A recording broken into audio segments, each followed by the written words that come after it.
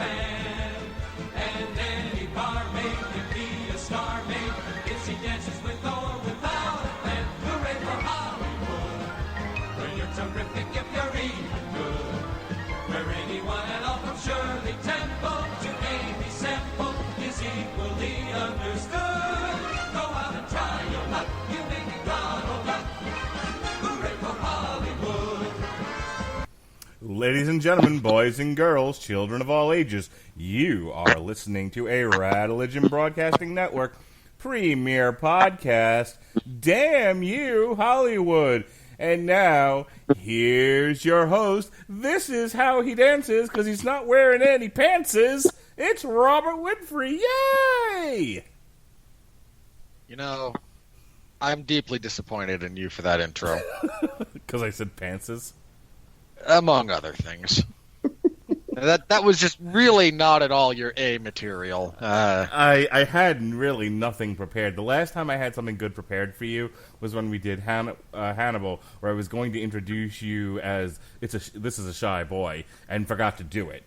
I probably could have done it here, but Hannibal, same genre, but not really the same thing. So you mentioned something about dancing or lyrical, or I don't know, you babbled something with big words. And so I thought, oh, dance. Okay, this is how I dance when I'm not wearing any pants. Robot Chicken, good. I don't watch Robot Chicken. It doesn't matter what you watch. It only matters what I watch. Me. I'm the only one that matters, because I'm the only one. Well, mark it they're off on singing. the bingo card. Yeah, I was like, mark it off on the bingo card, folks. All right, with that bit of chicanery out of the way, I'm Robert Winfree. This is Damn You Hollywood. That's Mark Radulich, and we're not entirely sure. This is what happens when we make Mark review horror movies. He just goes all goofy as a method of coping with the harsh realities of existence. Is that I thought this was what happens when he's locked inside during a hurricane. He just goes batshit insane. All work and no podcasting makes Mark a dull boy. It really does. I go a day without podcasting. I start kicking in my children's doors going, here's Johnny.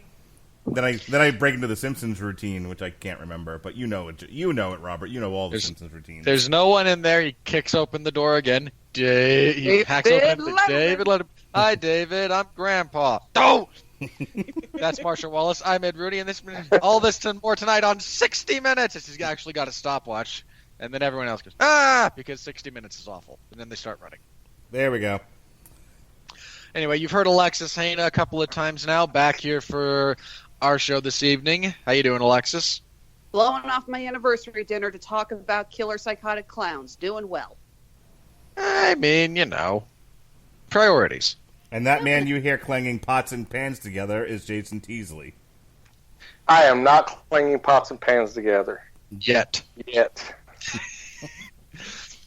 Feel free to do so at a later point in time.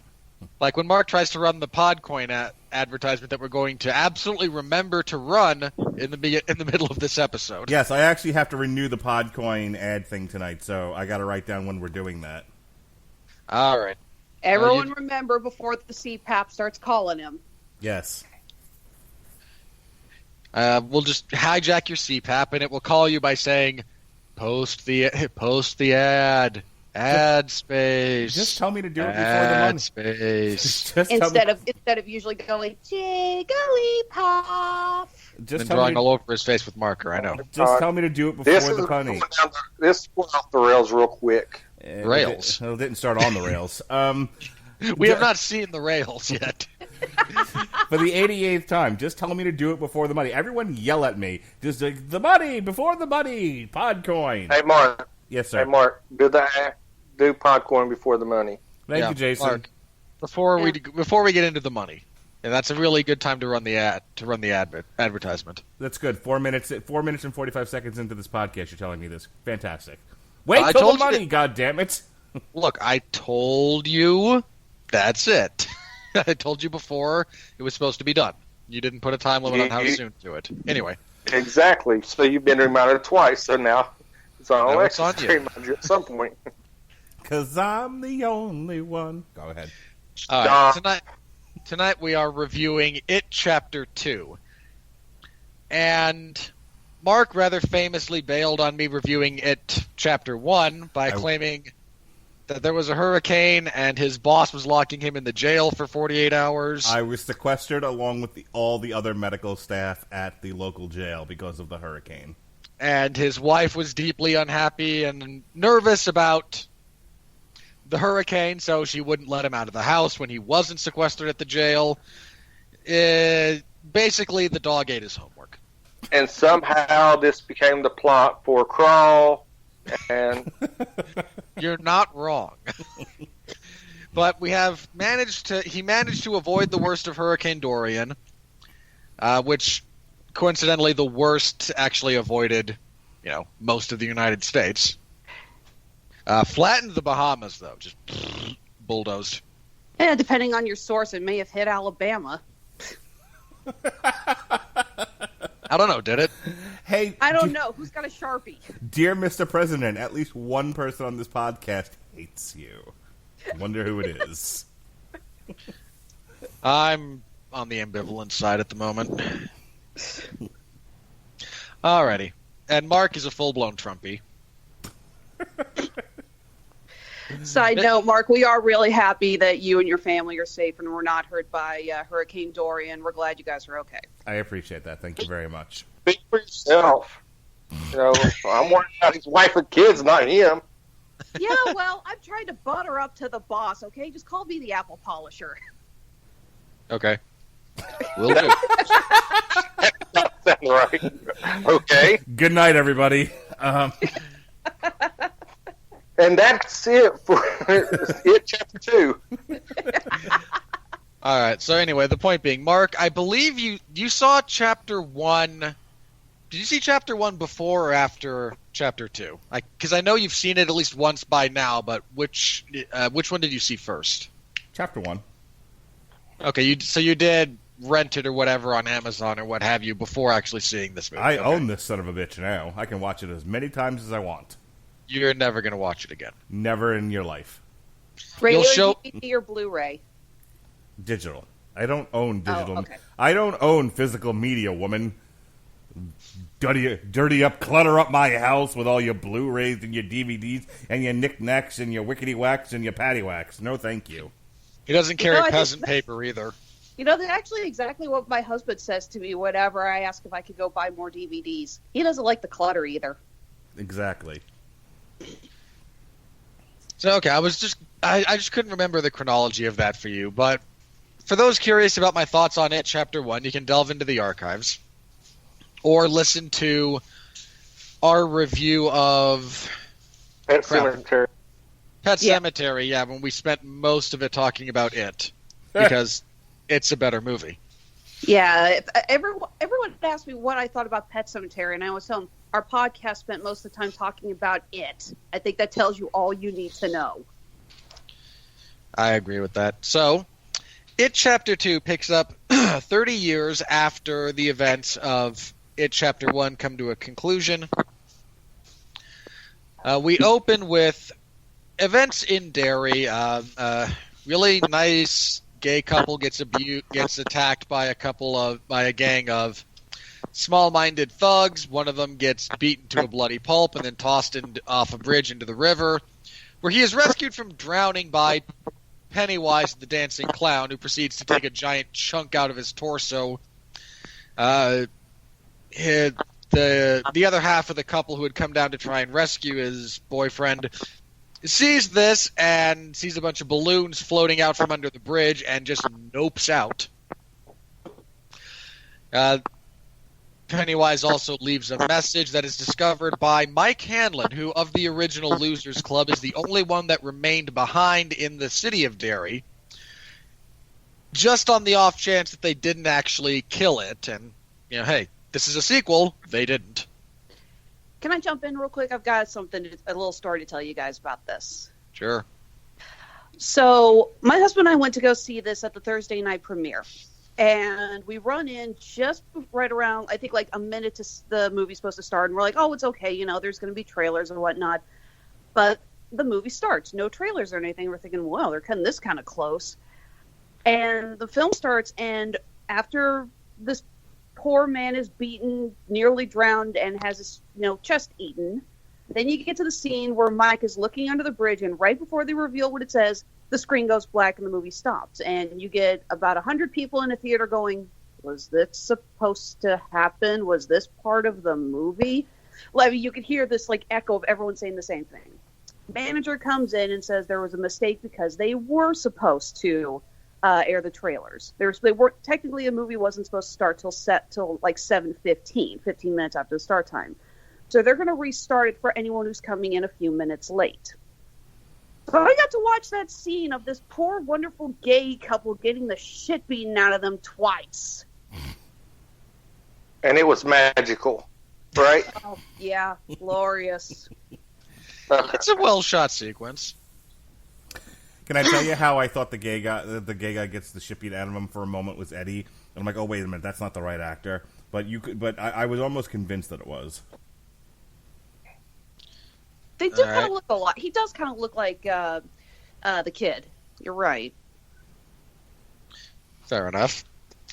So anyway, Mike winds up he now knows that it has returned, and he, in service to the job he actually took up, he calls all the rest of the Losers Club and says, hey, we all made a promise. It's not dead. You have to come back, and we're going to finish it this time. So we now get to see where all of the losers have wound up in life. And the answer is wildly successful in many respects. Bill Deneba is a successful novelist and screenwriter who just apparently can't write endings for crap. I have to imagine their decision to include that bit of his character as a means of padding out the movie was just a rib at Stephen King. Yep, that is exactly what that was intended. Considering that's what I thought it was. So that's what he's doing. He and his wife are a little bit on the outs, apparently going through a bit of a rough patch. At least that's what's intimated based on the singular scene that we see them in. Beverly is now a successful fashion designer, but is married to an abusive jackwagon, who she manages to, again, kind of escape from, and leaves to return to Derry. Bill's obviously en route as well. Ben Hanscom, who is utterly unrecognizable from his childhood self, is a very successful architect and also amenable to returning. Richie has become a stand-up comedian, a fairly successful one at that. His reaction to Mike calling and saying, hey, you got to come back, is to immediately vomit. But he then bombs a stand-up set, or at least part of it. But he does wind up going back. Eddie has become a risk assessment manager. An assessor of risk management. That thing that George Costanza pretended to do for an episode of Seinfeld, that's what he actually does, and makes a lot of money doing it. And has, if I might quote the novel when it comes to Eddie's wife, he married his mother and he knew it. Same actress. Really nice touch then. I didn't recognize that. Again, they have different hair and different style, different hair, and his wife's on the screen very briefly, but that's a nice touch if they actually did literally have the same actress. Yeah, I looked up on IMDb later. I wanted to check a couple of casting lists, and I saw them like, wait a minute, click. Oh, no way, because, yeah, in the books, he pretty much did marry someone exactly like his mother. So, you're right, that was a nice touch. All women marry their father, all boys marry their mother. That is not as complexes. Which leads us to the last member of the Losers Club, Stanley, who's an accountant, I believe. Now, Stanley is the only one who doesn't wind up making the trip back to Derry. In fact, when he loosely agrees to the notion of going back... Speaking of noping out. Yeah, he takes a nice long warm bath and slits his wrists. I'm going to save that for Kraft. It can wait. So he doesn't make it. The Losers Club convenes at a Chinese restaurant in Derry, Maine, because, the best food in Maine is Chinese, I suppose. They all get back together, they share laughs, they reminisce, and then Mike kind of reminds them, because the further you get away from the city of Derry, the more your memories of it in particular fade. So the Losers Club in general, apart from Mike, don't actually remember the majority of what happened to them. As they are back in Derry, it starts coming back to them, and a lot of the first half or so of the movie is them slowly regaining their memories, what they remember, getting some flashbacks. It decides to torment them with a little bit of its, quasi-illusory magic. Initially, they all of them except Bill decide, you know what, nuts to this. And they're going to leave. They head out. What winds up keeping them around, and again, I have a craft issue with this. When they find out that Stanley killed himself, and Beverly has a bit of intuition / memory about this, about seeing him dead. When they all kind of go, wait a minute, what do you mean by that? Her response is that when she was hypnotized by the deadlights in Chapter 1, one of the things she saw was all of them committing suicide at various points in their life. And they come to the conclusion that that their encounter with it as children left within them something that is rotting them, essentially. That is, if left unchecked, going to drive all of them to suicide before the next 30-year cycle is up.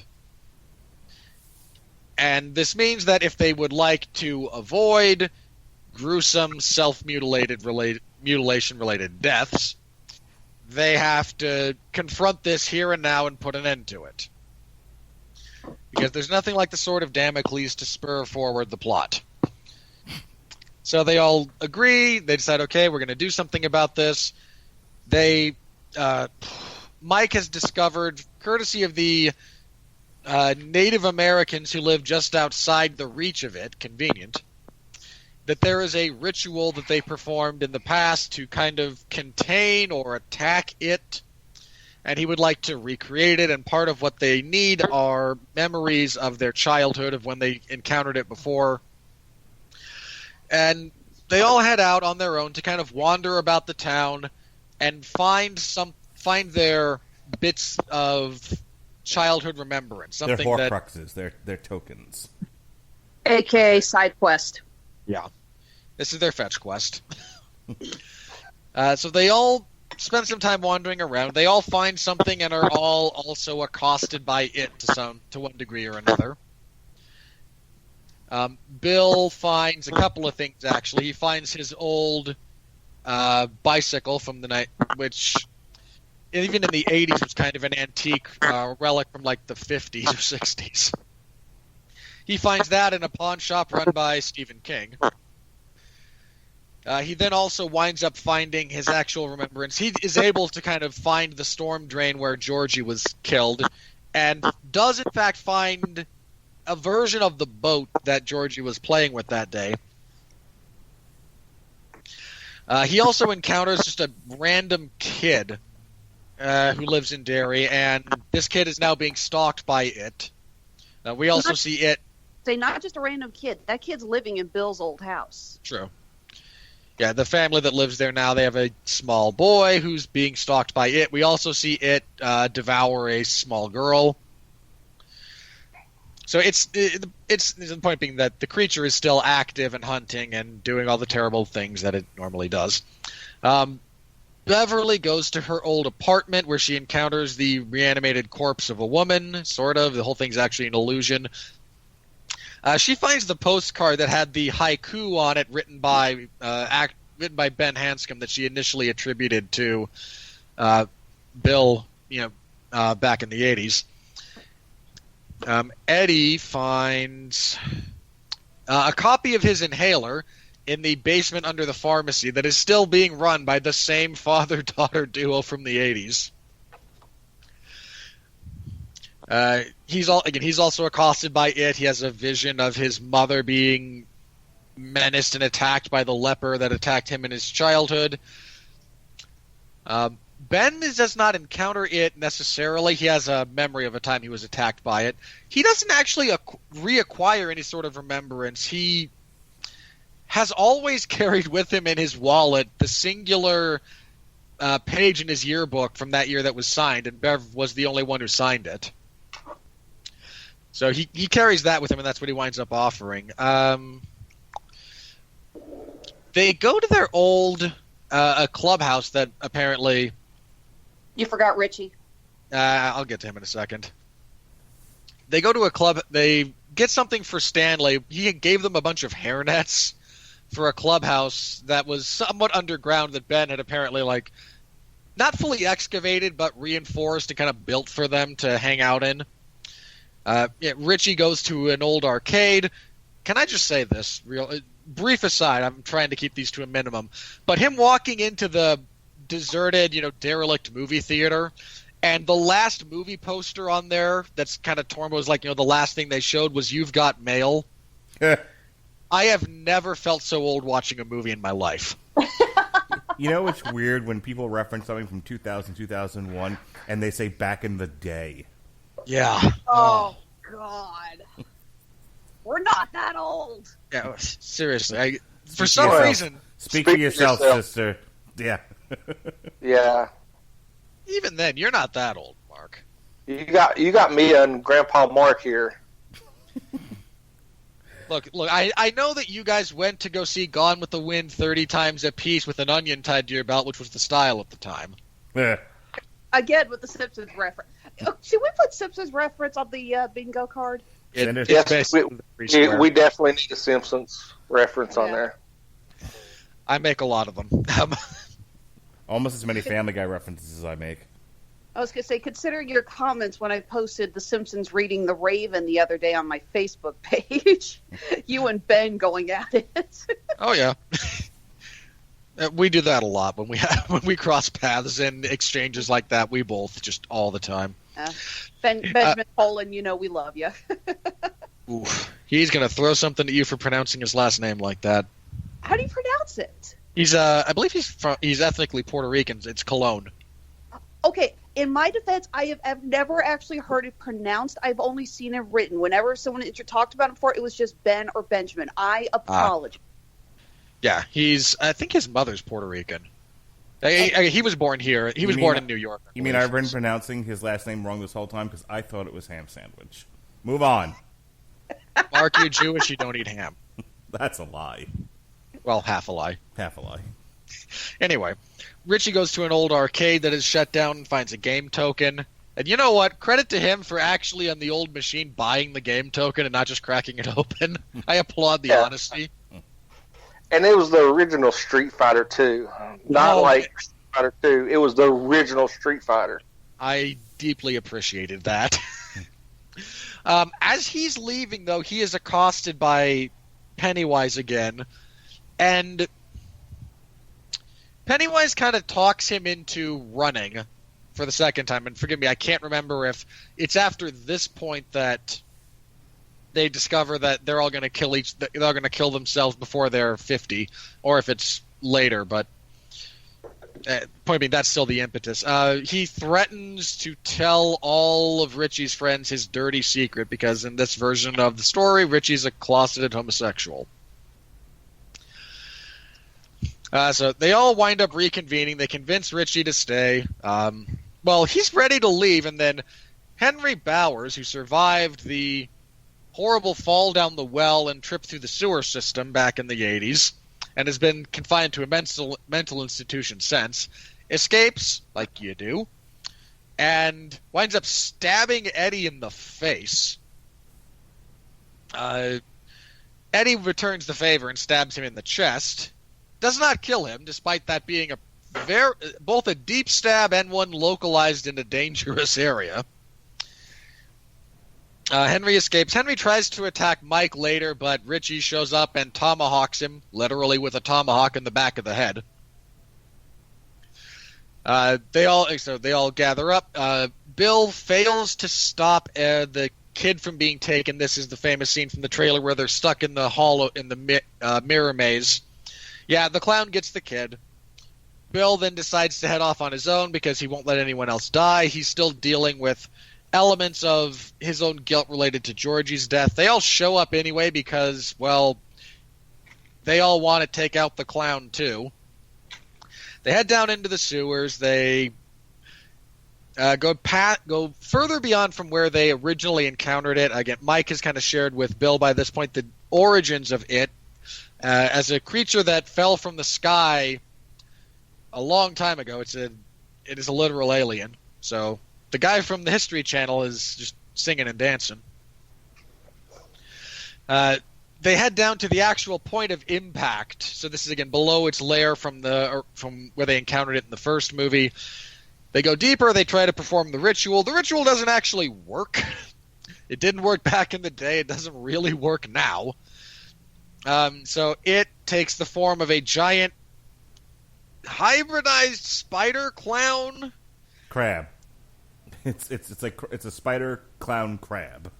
Okay, it's something that's going to show up in a lot of fan art here very soon. I'll keep you guys abreast when I go to Cincinnati Comic Expo. Crab people. I would bet you even money that you're going to find a dozen artist representations better than what they gave us on screen. Well, at least it was better than what they gave us in the 1990 movie. First time I saw that, I think my literal reaction was, "What in the name of Harryhausen is that shit?" I've never seen the original yet. It's on YouTube. Look it up when you get a chance. It's not, again, it's dated in many respects, and like this telling of the story, all the good stuff happens in the flashbacks. So I have a theory. All right. Can I finish the synopsis, or does this have to come now? It has to come now. Okay. So I think the producer who worked on the Superman movie with Nick Cage, who insisted that there had to be a giant spider in that movie, and then the one Kevin Smith talked about in his in that famous speech. And so so that movie dies on the vine, and that spider ends up in Wild Wild West, and it's a stupid movie, and everyone hates it, and this man is made a fool, and I don't think he's ever really gotten over it. So he insisted, based on what's in the book, but he insisted same crazy giant spider had to be in it, and I feel like this is a guy who's at every meeting and every movie he puts notes on says giant spider, to the point where people laugh at him in the office behind his back because he's a powerful man. No, they laugh to his face. Let's face it, if he was in control, he wouldn't have Pennywise looking like a clown. Need to remind you, this is the same guy who didn't want Superman to fly or have a cape. I find it funny that this is a movie put out by Warner Brothers Pictures, and yet again, giant spider. At least in this case, there's a reason for it, but I'll get to that when I talk about because I talked about this a little bit with the first part, a little bit of compare and contrast, and I do want to have between the source material and this, what I thought worked and what didn't in terms of what you can change, what you can't change, how you can change something, but what it affects down the line, et cetera, and I think that is a more productive discussion here because they changed more stuff for Has better anyone and for worse. Has anyone else besides Robert read the book? You godless heathens. Books are for burning. There we go. Thank you, Jason. I hate you all. I will say this, in fairness, even by Stephen King standards, it is pretty lengthy. And given that you all have the attention span of 4-year-olds with ADD on cocaine, I tolerate your existence. So I'm a little insulted, Robert. Have you read it? Of course not. Uh-huh. My statement stands. No, I don't have the attention span of, what was it, a 4-year-old on cocaine? I have I have the attention span of a goldfish on meth with ADD.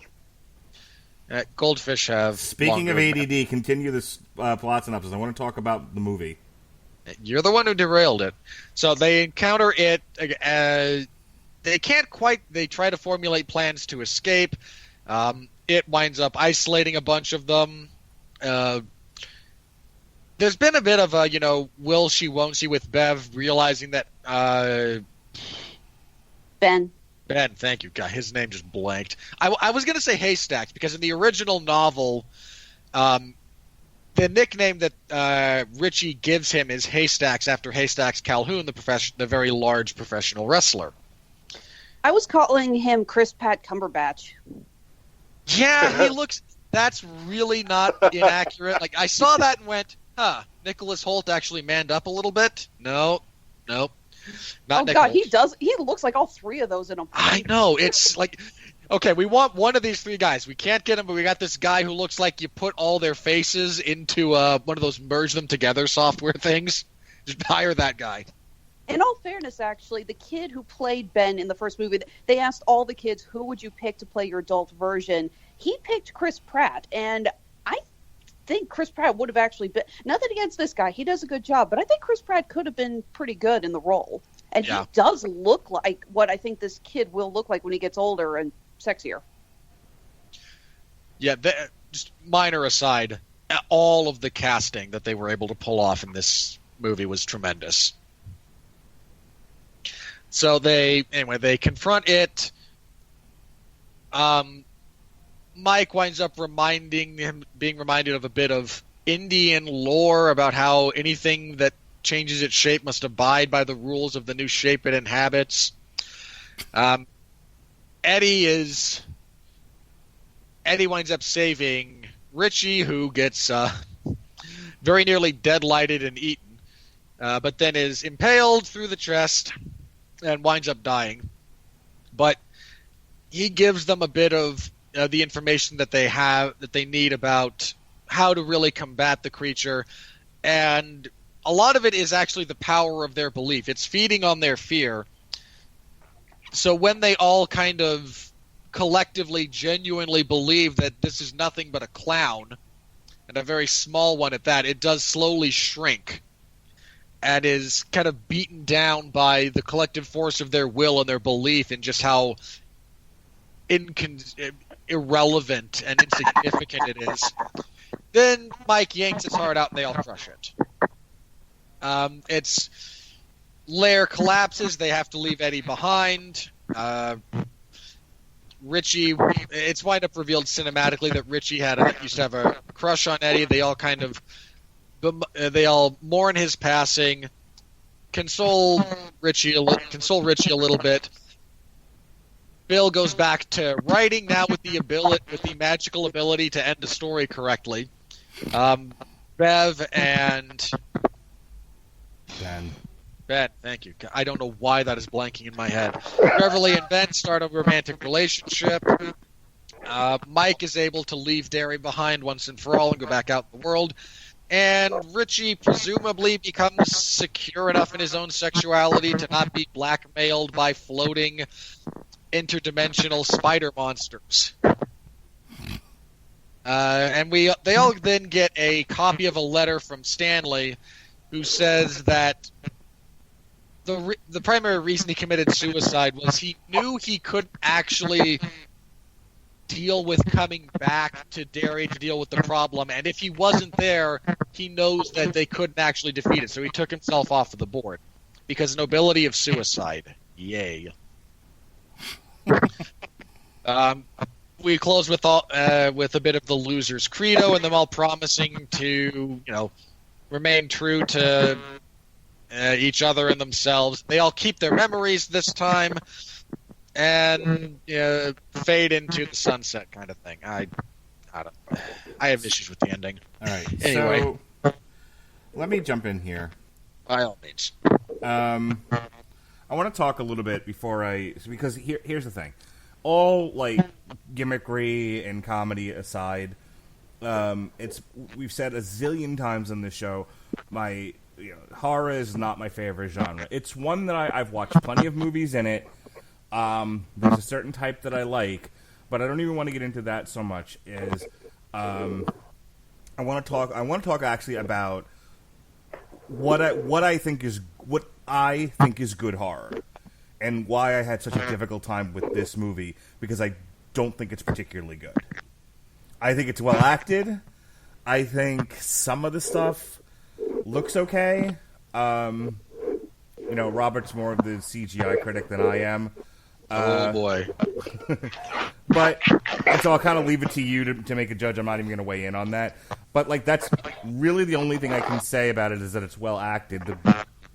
The material given to the actors is handled well, but I don't think the material is really any good. I don't think the structure of this movie is particularly good. But I think it's only fair that people know where I'm coming from. So I think one of the best horror movies I've ever seen, and probably one of the best in the genre, is the original Nightmare on Elm Street. I think it's low-hanging fruit. Okay, what is that in the back?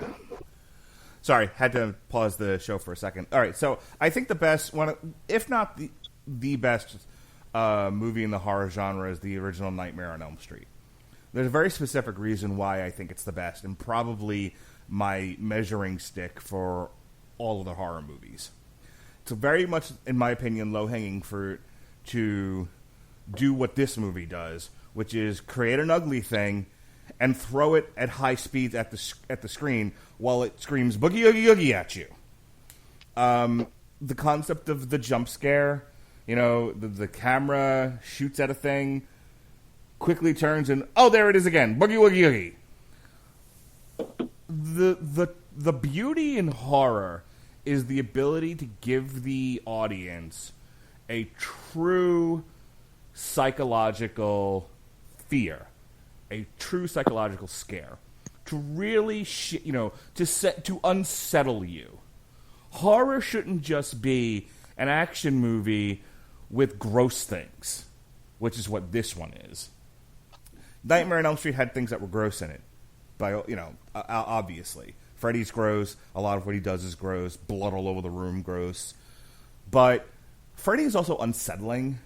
The concept of being in a position of not having any power because you're in a dream that he controls, and and there's all the stuff that he can do, and and what's even worse is the idea of being in the real world and making yourself having to stay awake despite everything working against you, because if you fall asleep you die. These are things that I think dig into people's psyches and souls, and I think that's where the true good horror lies. When I get done with this, if someone wants to rebut, that's fine, but that's how I feel. Look, I like a good slasher flick. I like, people being, some guy running around chasing you with a knife. That's why I like the Scream movies. They're also, at least the first one or two are two of my favorites. I don't mind the Halloween movies, that sort of thing. But the idea of something being unsettling, psychologically terrifying, something that stays with you. I think that's why I've always had a difficulty with the genre, is that there are things that truly frightened me as a kid that I never really got over as an adult. Now, some of those things aren't scary to other people, and I don't really want to get into a why Mark's a pansy side quest conversation. But suffice to say, I think that's where horror movies succeed and where they fail. I think they fail when it's just jump scares and gross things flying at the screen. I think they succeed when they unsettle and stay with you. Does that make sense to you, Robert?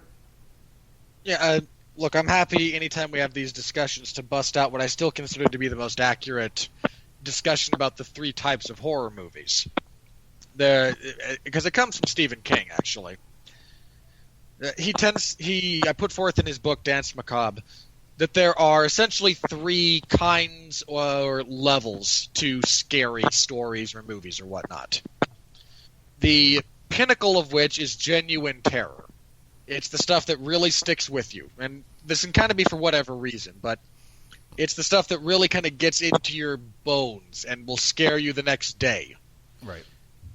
Then there's, horror, which is to act. You are a little bit horrified at what's happened. You are reacting, but it's kind of just, it still gets into your head, but it's not the same. It's the kind of scary that tends to stay in the theater when you leave.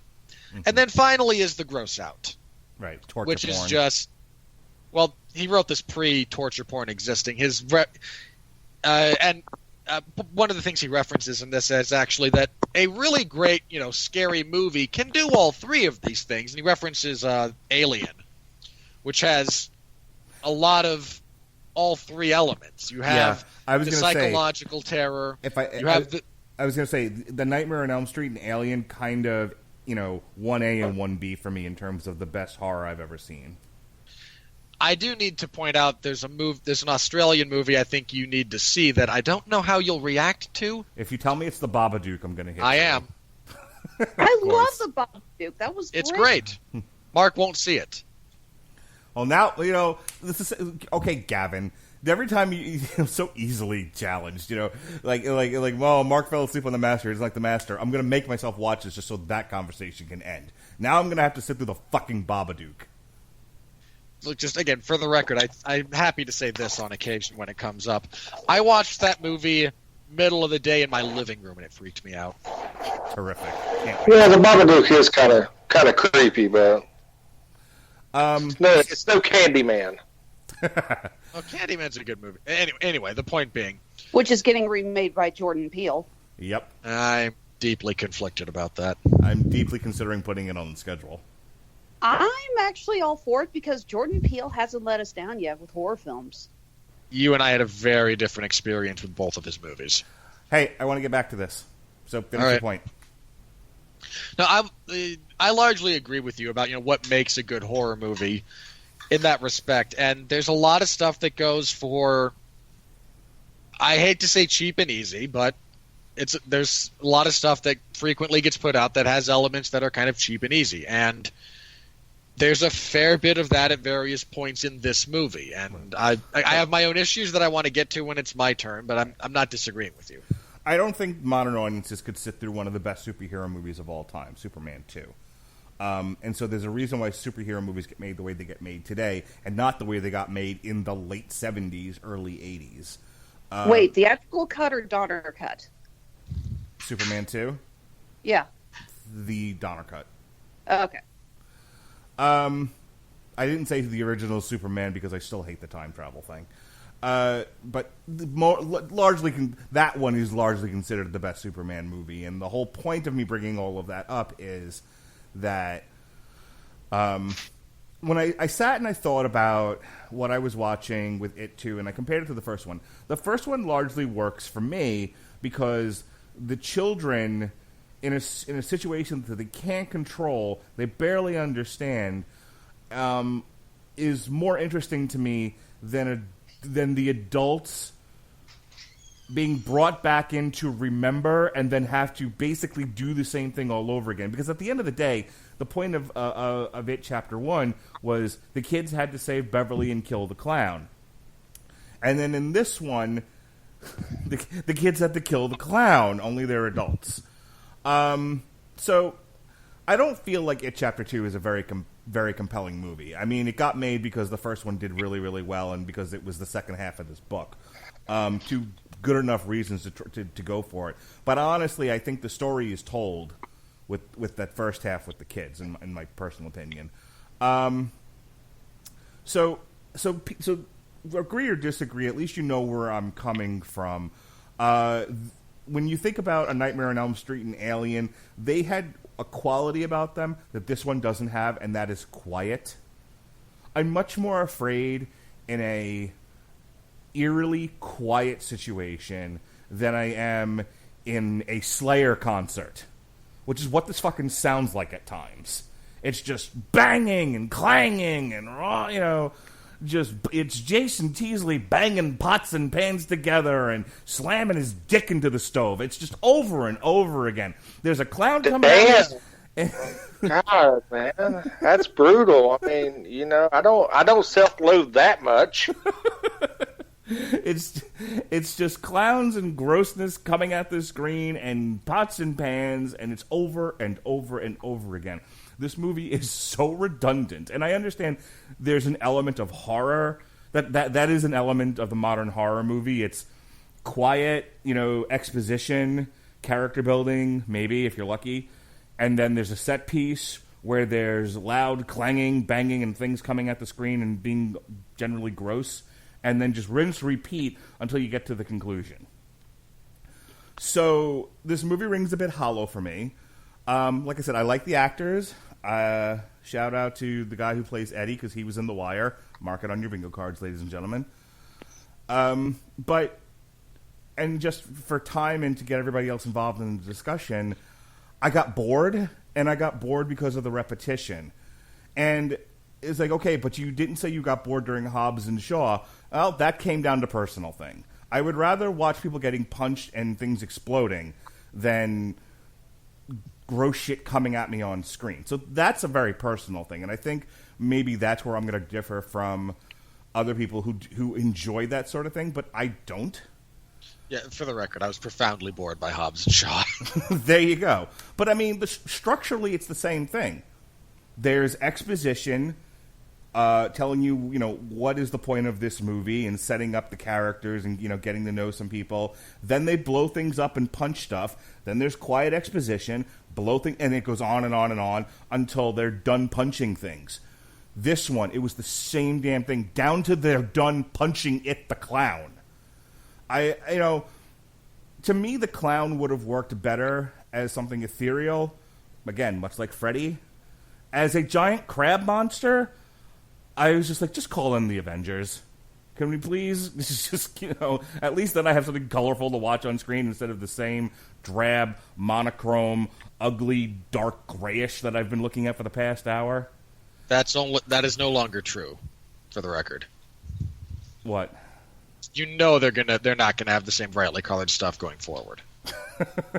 You and I both watched Captain Marvel, which was very flat color, just so her sparkle could stand out. It depends on the director. I think the next Black Panther will be wonderfully colorful. It'll be brightly colored, rainbow colored, if you will. No. So will Doctor Strange. Yeah, maybe. So I mean, I'm willing to hear a counterpoint to any of this, but yeah, I don't think this was a well done movie. I think it was. I wouldn't go as far as to say it's a cash grab. I think time and care was put into it, but I don't think a much imagination was. And therefore, without the imagination, I think it lacks as a horror movie. I think it's just, like I said, a structural action movie with gross shit. Alexis?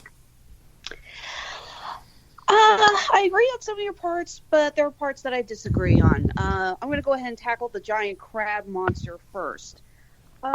See, in the original 1990 miniseries, we do see a crab spider flaming piece of crap that has not aged well at all. Yeah, Mark, if you haven't actually seen, have you seen it? I have not. Don't look up the whole miniseries. You can find pictures. You can find just a bit of that thing. Look it up. It looks terrible. Okay. You know what? Here, actually, I'm going to go ahead and Google it on my phone, and I'll send it to you guys via text. Oh boy. But, I'll do that after my little spiel here. I felt that the crab monster in this was more so. Well, I know it's called It, but I'm just going to say Pennywise. Was more so Pennywise taking on a pseudo ultimate form. Its naturalistic form, I felt, was what we saw with the dead lights, those lights that were going into the urn kind of thing during the ritual of Chud. When it escapes, it basically says, "Oh, you think you can kill me? Check this shit out," and it morphs into this giant creature. And I will say that when it was a little silly looking, but when it opened its mouth to flash the dead lights, that form was actually scary. That form with the mouth open like that on those giant spider legs, that did freak me out a bit. And there were some decent scares in this. Robert, you are right. The scenes with the kids are better, and it's proof because the scenes with the kids in this movie are better. I was genuinely a little, on edge when Pennywise goes after the little boy in the mirror house, even though we've seen a lot of the scenes in the trailer. And the scene with the little girl under the bleachers was very well done. Yes. I see. For time, I kind of cut myself short, but the one genuinely terrifying scene in this movie for me was the scene with the girl. But when you think about what's happening in that scene, you have a perfectly innocent, defenseless child being manipulated by this horrible clown, and then it murders her. None of that's pleasant, and it wasn't particularly gross I have a either. more terrifying. I have a more terrifying scene. And the only thing I got is old woman saggy titties. That was a giant. That terrified me. I'm sure. Okay, I'm not going to talk about the CGI because that is Robert's wheelhouse, and I don't want to usurp him. No, go ahead. It's so bad. Yeah, it's clear that the majority of the CGI budget went to the giant crab spider thing at the end, which, while scary looking, is the most realistic looking of the CGI. But the leper, the creepy old woman, the rest, it is so bad. But again, there were some scenes that did get me. I'm actually going to say there were two parts that genuinely freaked me out. One, the reveal of the Paul Bunyan statue, because that just banged right in. I was not expecting to just kind of throw that in all of a sudden. That did kind of make me jump.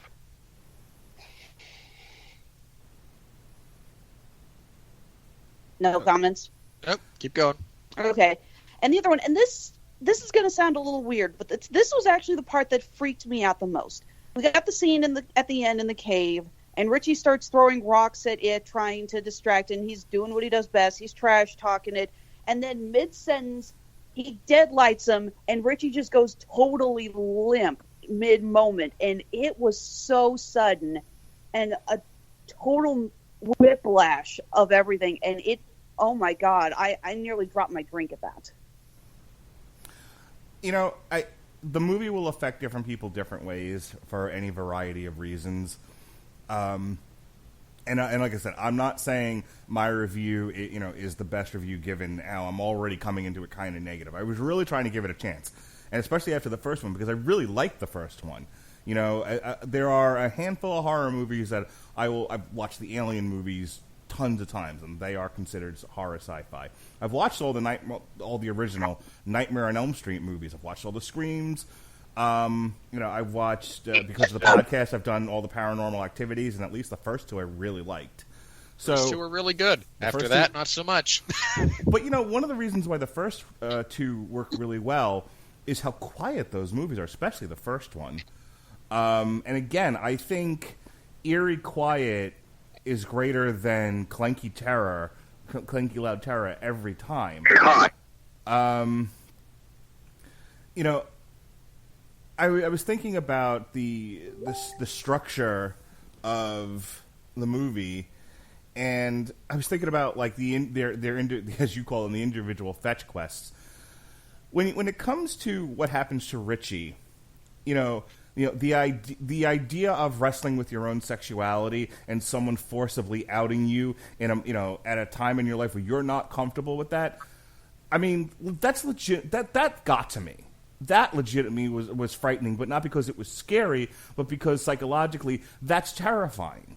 Imagine having a secret that you don't want the world to know about, and there's this possibility of it being drawn out of you. You don't have to have a scary clown for that.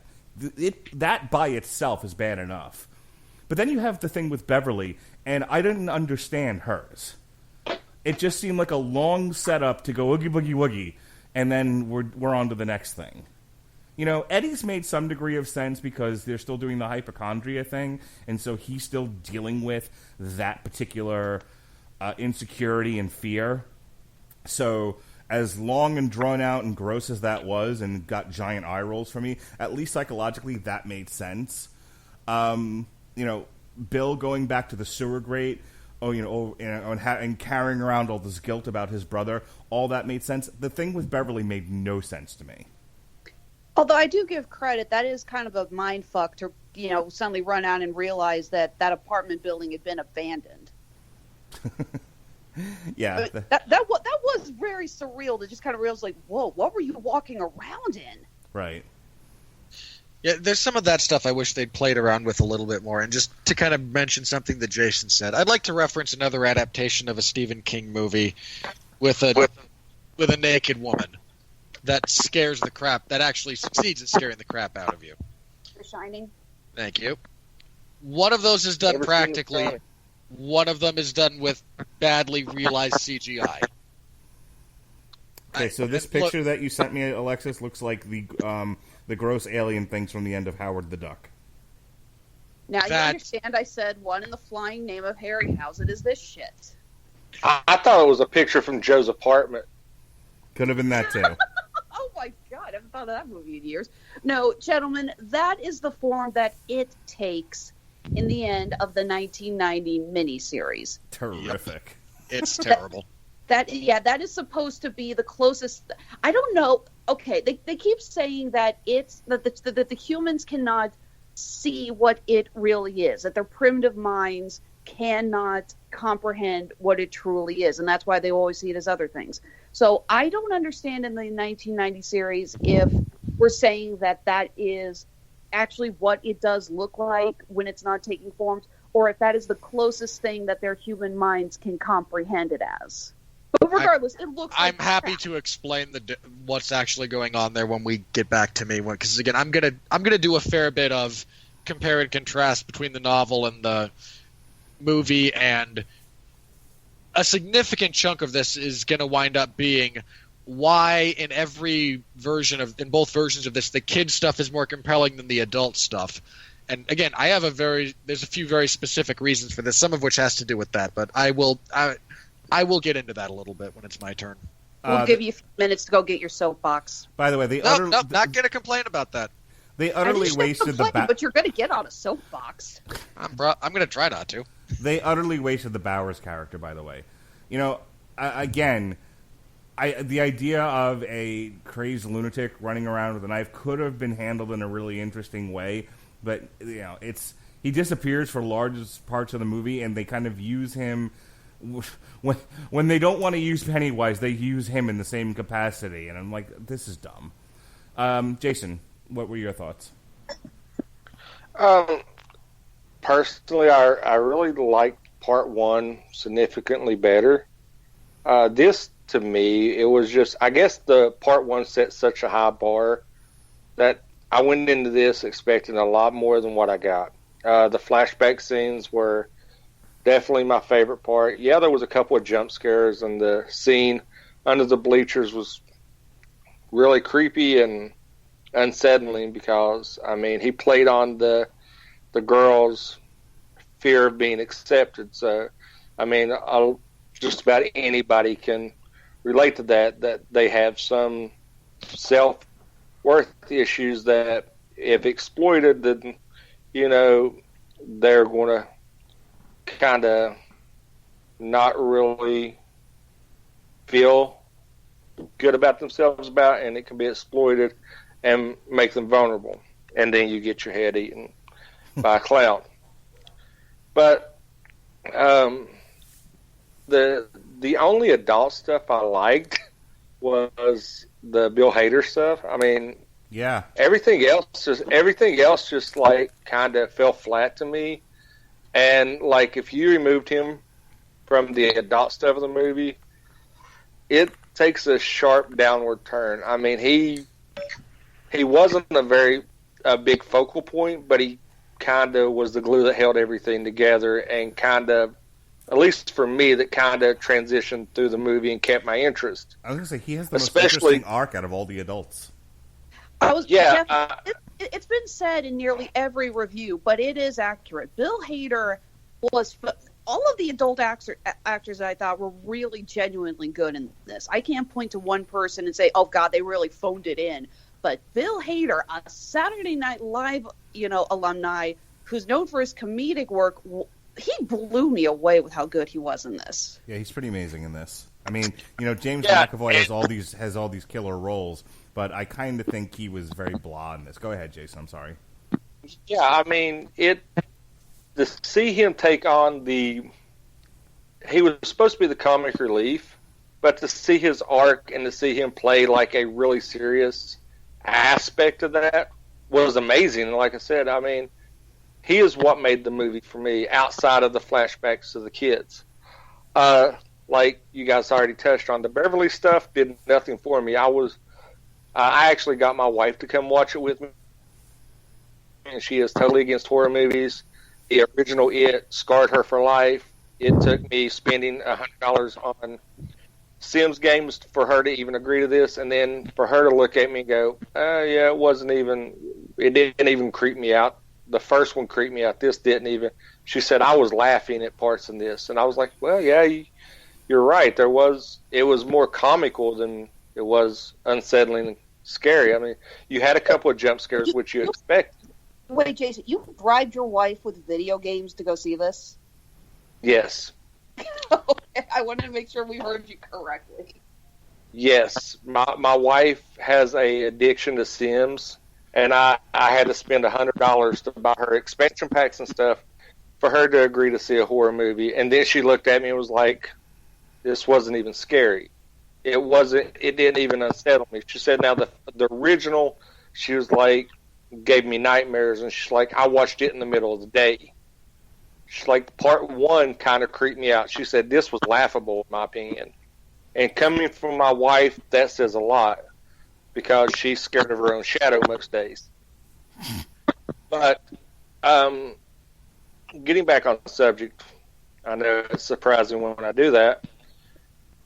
It's the end of it really took me out of it. The whole "you're nothing but a clown" thing, just kind of like, does that mean bullying is okay as long as it's an evil entity dressed up as a clown?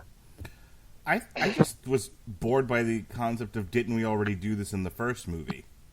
Yeah, I mean, it was like it just basically rehashed everything. It was like, and then it just became, then it shrank to like just a face in a bubble, like goo. Yeah, I was kind of excited to see it turning back into an alien. You know, maybe, get back on the ship. I don't know, do something interesting, and then it's just like it turned into what it turned into, and I'm like, wait a minute, you told me it was an alien. Yeah, it was like, did somebody just melt some marshmallows down here and that was it? Did we reduce the offspring of a Stay Puft Marshmallow Man? I don't know. It really took me out of the end of it, which was kind of ironic. If you, at least to me, when you go back and you see the movie that was being made, that the ending sucked, and then you get this, it's kind of meta to me. So I kind of laughed at that. The movie's great, but the ending sucks, just like this.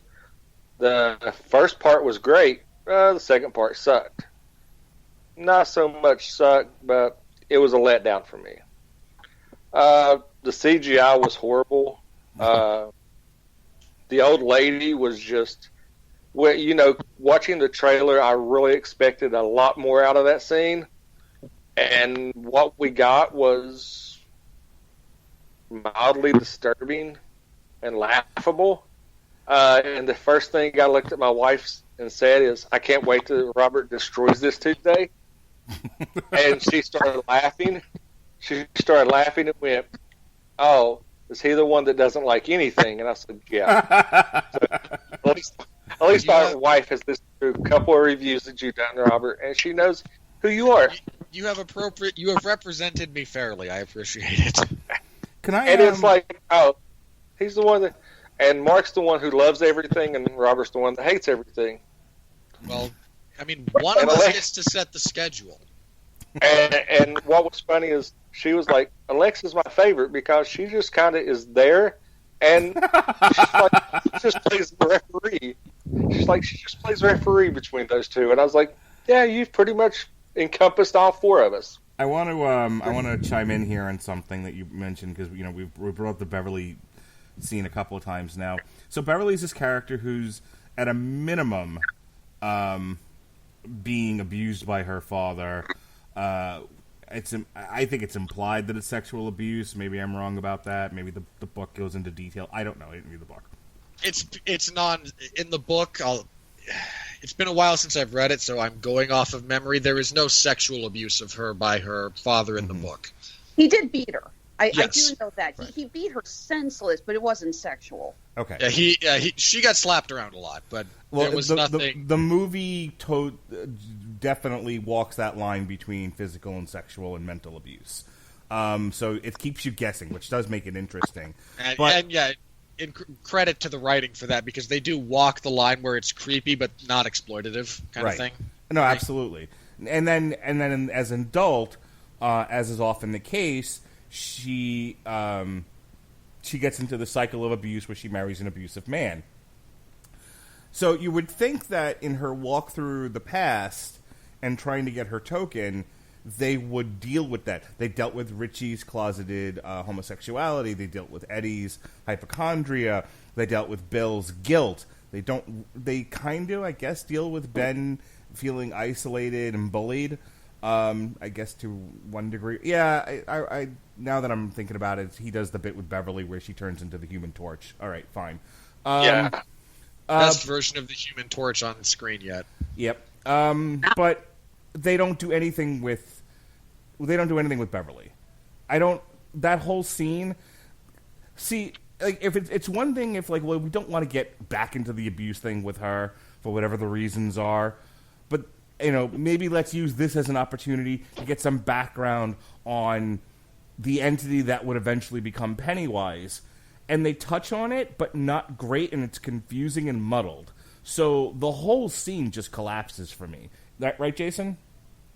Yeah, I mean, if they would have just explored the aspect of the emotional abuse and everything, even just the emotional abuse, you didn't have to go into, you know, the implied sexual or even physical, just the emotional abuse. That she had, like, some kind of reimagining of her father, which, you know, it states that he passed away. Even if she had to confront him again, I think that would have been good. Like, it would have made more sense for her to think he's alive, and so she's interacting with him, but he's actually dead, and it's all a mind fuck from Pennywise. It is a little harder to do because, Robert, correct me if I'm wrong, but I believe the scene with the woman is almost taken exactly from the book.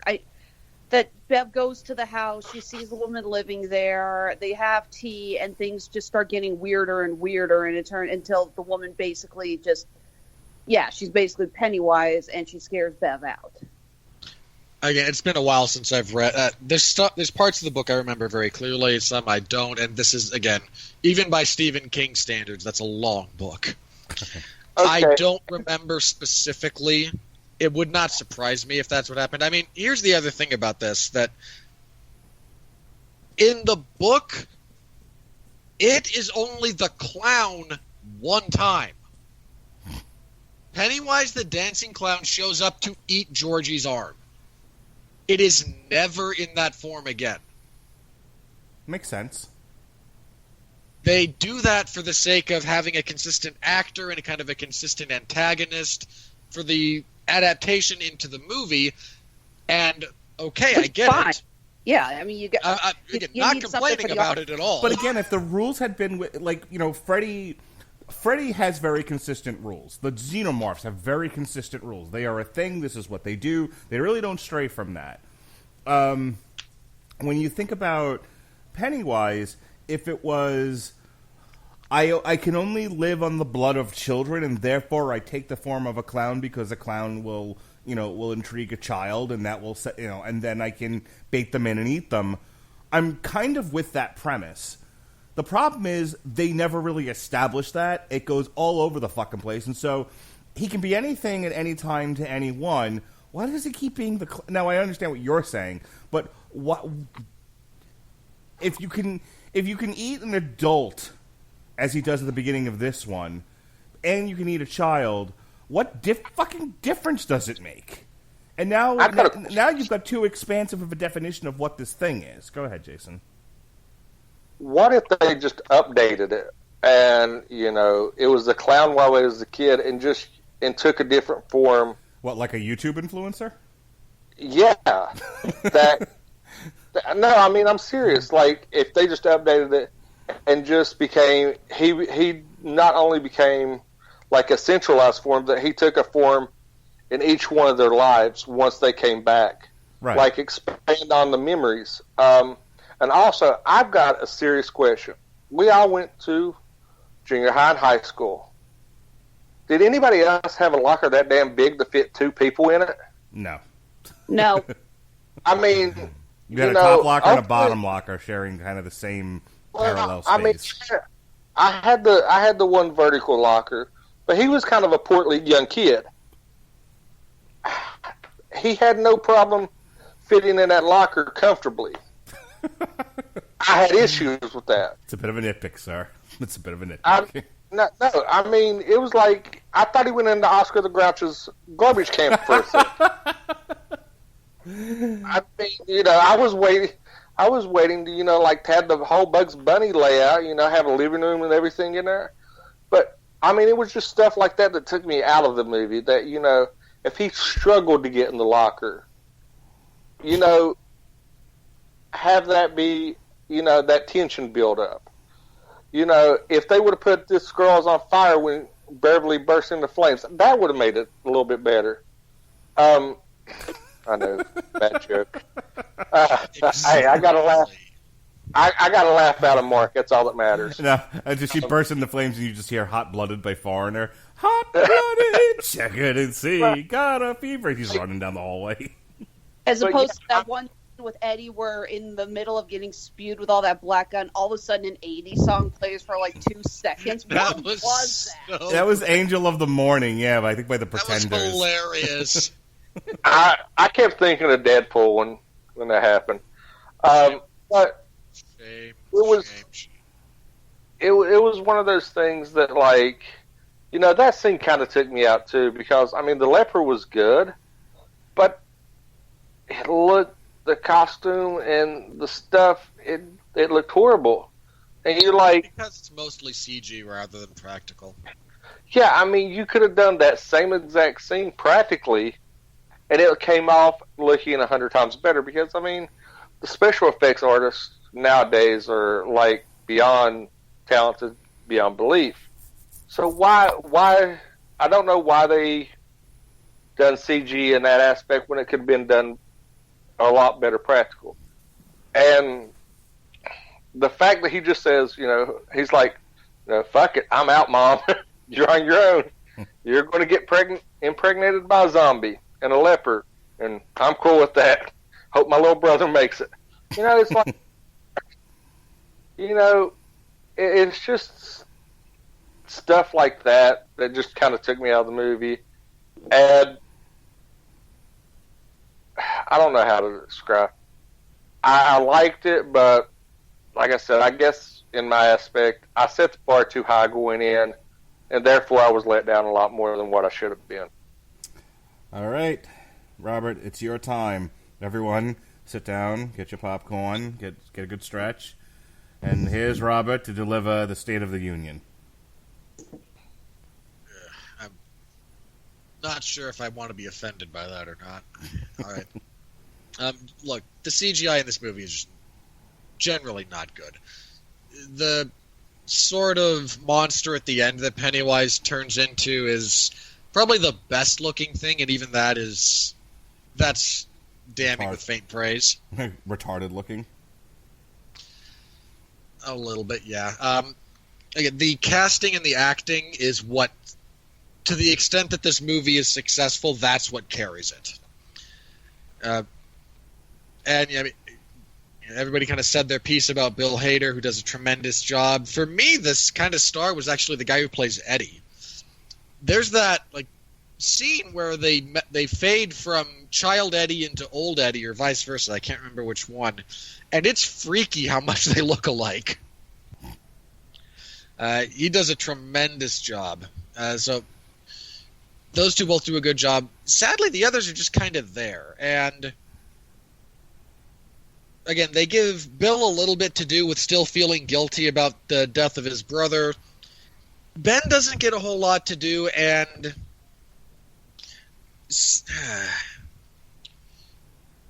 let me say this about Beverly's arc as such.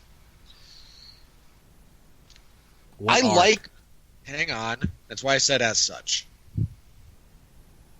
Not really an arc. Okay, I'm not going to say that it is, but I lack a better descriptor off the top of my head. So let me.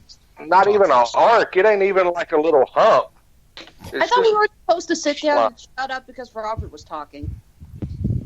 Well, we don't listen. Okay, look, it's more of an arc than Captain Marvel gets, so I'm calling it an arc. Okay. And just for the sake of argument, Venom. Does everyone have bingo now? Go on. I still need Eddie to interrupt before we get a full bingo. We're getting close. All right. One of the things that both of these movies do is have an understanding of properly adapting material. What you can change, what you can't change, what you can change, and how it affects things further down the line, because nothing happens in a vacuum. So, by way of example, changing the setting from the 50s to the late 50s to the late 80s. Not a big deal. You're still able to evoke appropriate nostalgia, you can update a few of the visuals, but there's still enough of the same. There's a few major technological and social leaps that have not yet taken place to the point where you can still do a lot of the same stuff. Fair enough. So again, not a big deal. In this movie, making Richie gay. Richie's sexuality is an utter non-factor in the book. So, okay, sure. They decided to make him a closeted homosexual. Does it add a whole lot to the story? Your mileage will vary, but it's a perfectly acceptable thing to play around with if you want to play around with it. Okay, fair enough. There's a couple of things that happen in the novel that they remove from here that I think played to its detriment, though I'm not and this is iffy because I'm not entirely sure how it would have played out, but these are changes that are made that then aren't appropriately realized as the story continues. There's a couple of things in particular. One is that Beverly's abusive jackwagon of a husband actually follows her to Derry. He does show up later in the story and attacks her. Bill's wife, Audra, is actually a character. Their marriage is actually okay. She shows up in Derry worried about her husband. Actually, it manipulates Beverly's husband into abducting Audra and taking them down to its lair, where it shows both of them the deadlights. Audra goes comatose. Her husband's brains leak out of his eyes, ears, and nose. Yeah. That would have been a cool visual. Yeah, it really would have. And some of this has to do with the nature of it, and I promise I'm getting to that in just a second. The reason that in both the 1990 made-for-TV movie and in this one that the children's side of the story is so much more compelling in many respects is that it's much easier to adapt. Because they do in both of in this and in the 1990 version just completely does away with the ritual of chud as a concept, which is fine. It's a weird thing. This one, they keep it, but in the original novel, the kids actually figure out the ritual and try to use that to destroy it. They don't actually do it. They hurt it, but they don't kill it. And they wind up coming back and doing it again, and they kill it the second time.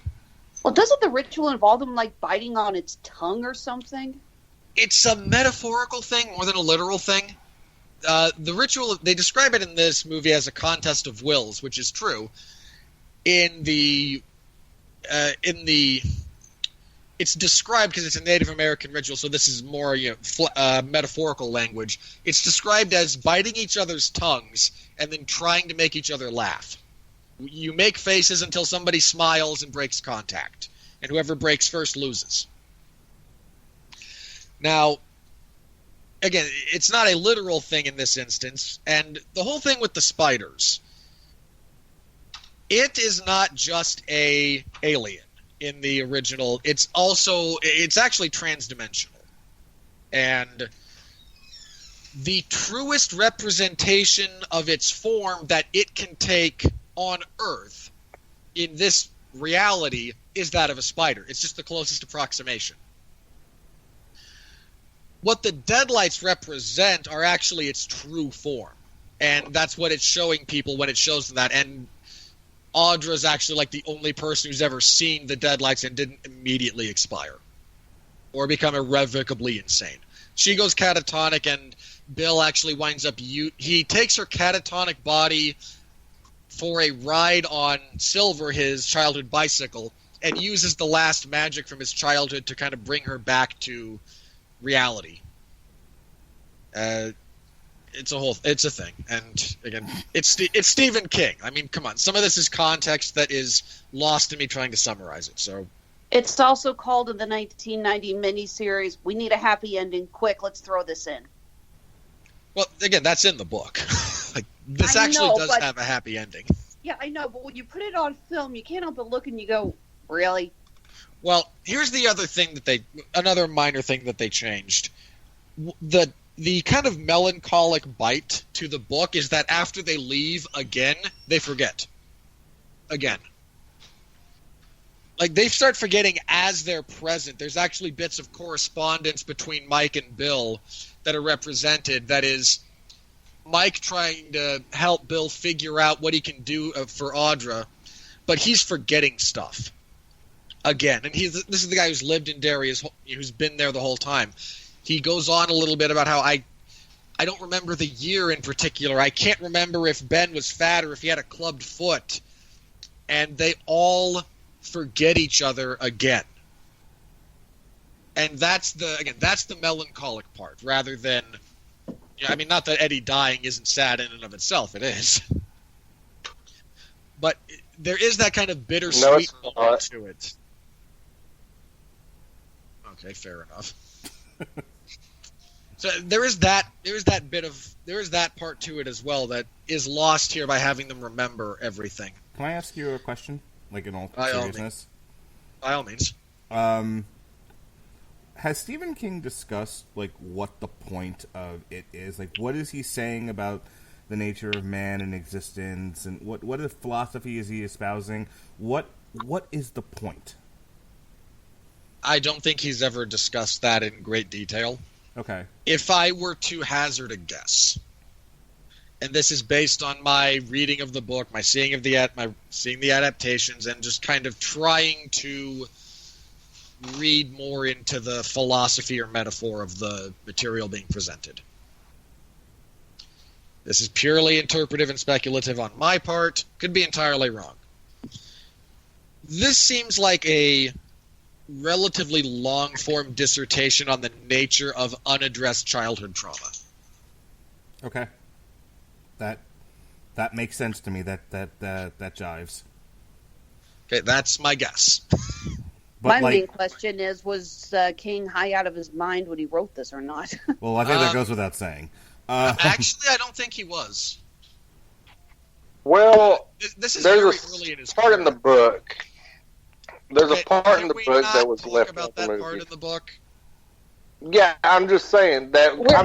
We know what part you're talking about, and we're not going to bring it up. Everyone has talked about that. Oh, is this No, hold on. Is this the kid orgy?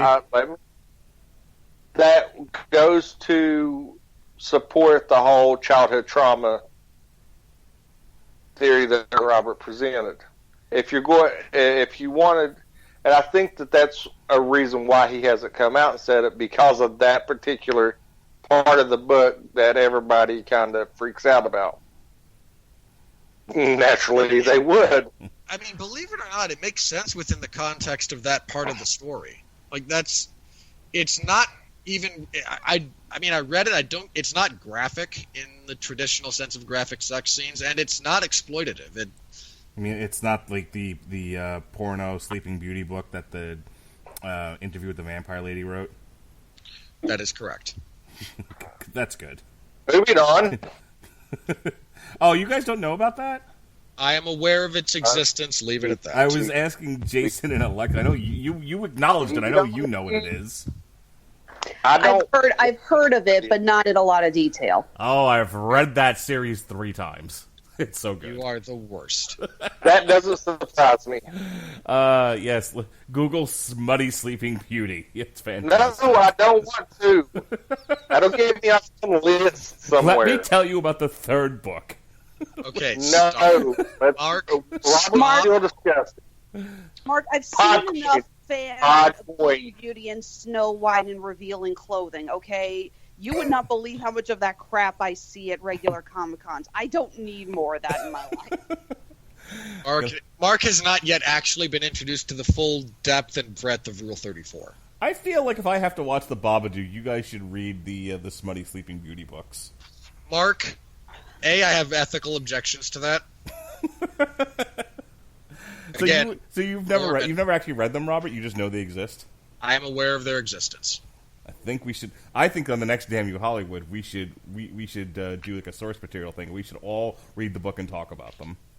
I have reviewed Rob Liefeld books. I have had enough of that crap. Thank you. I'm going to go out on I'm just going to go out on a minor limb here. If I want to find smut related to fairy tales, I can find infinitely better than Anne Rice. All right. So I kind of pulled you off what you were saying because you said what I needed you to say. So now finish what you were saying.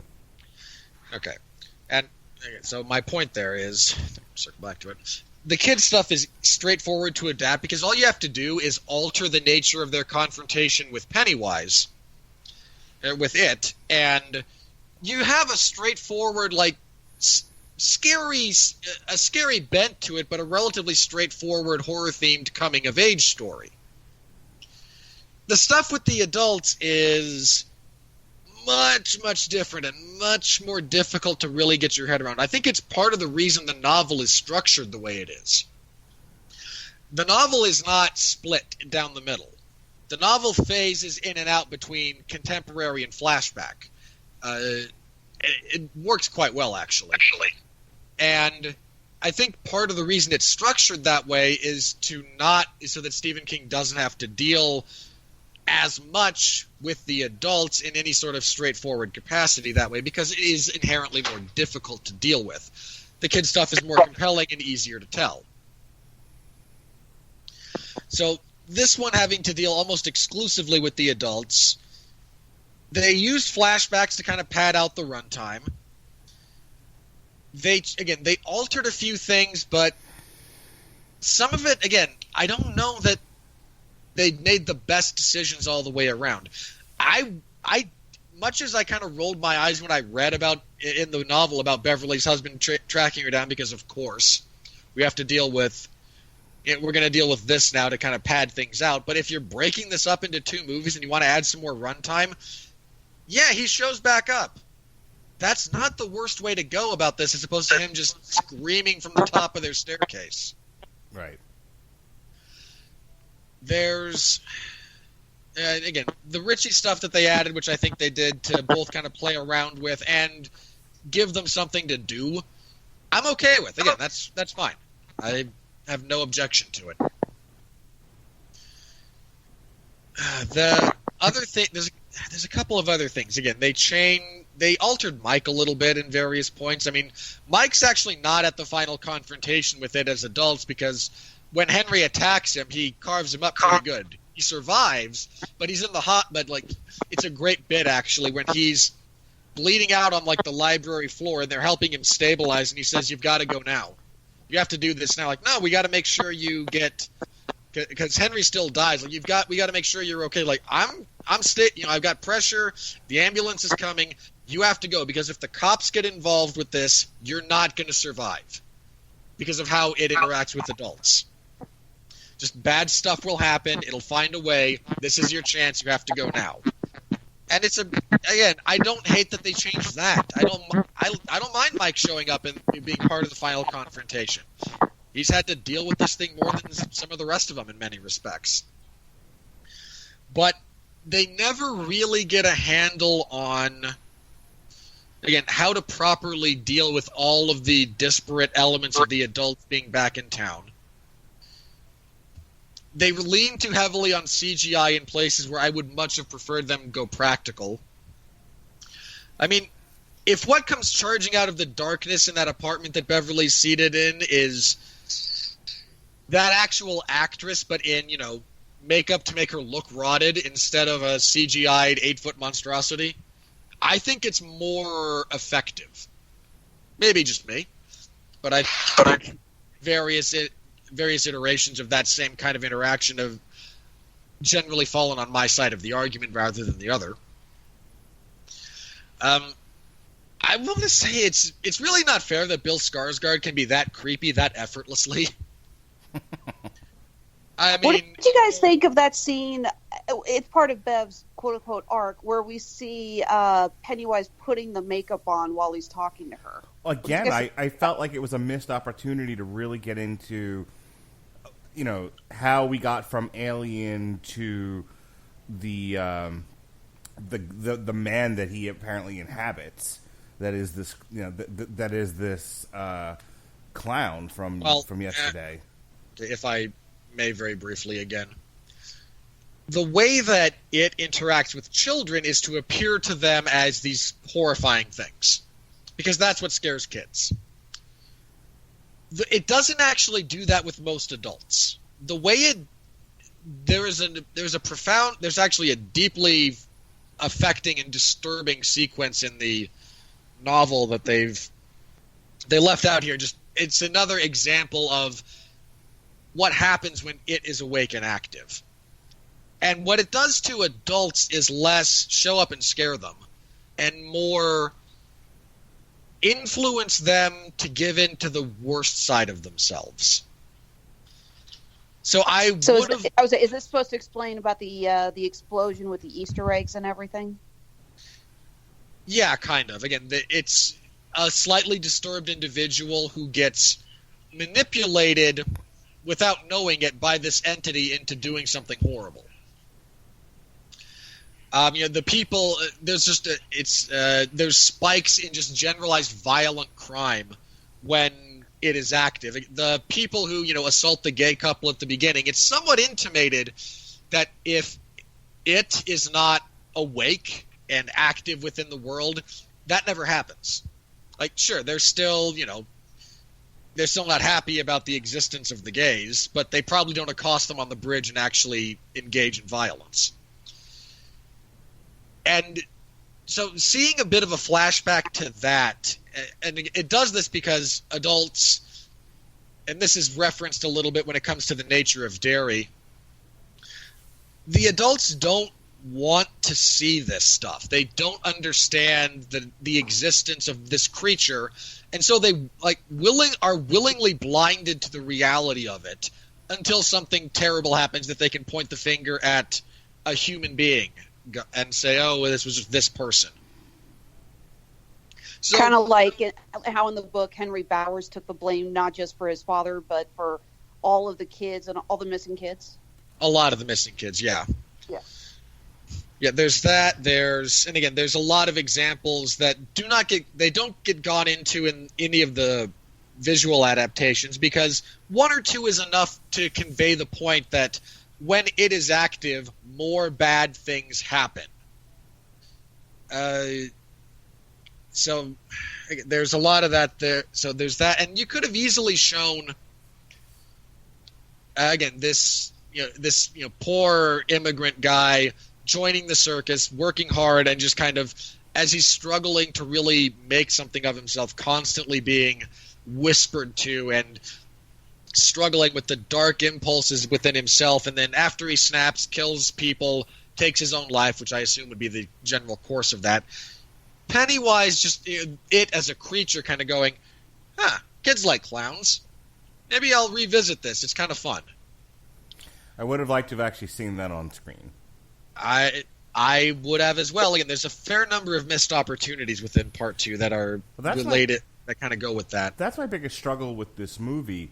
Is that again, as a studio, you look around at your IP, and what's currently collecting dust and not making any money, and they go, okay, well, it's been a long time since we've done an It movie. People will go see scary clown movies.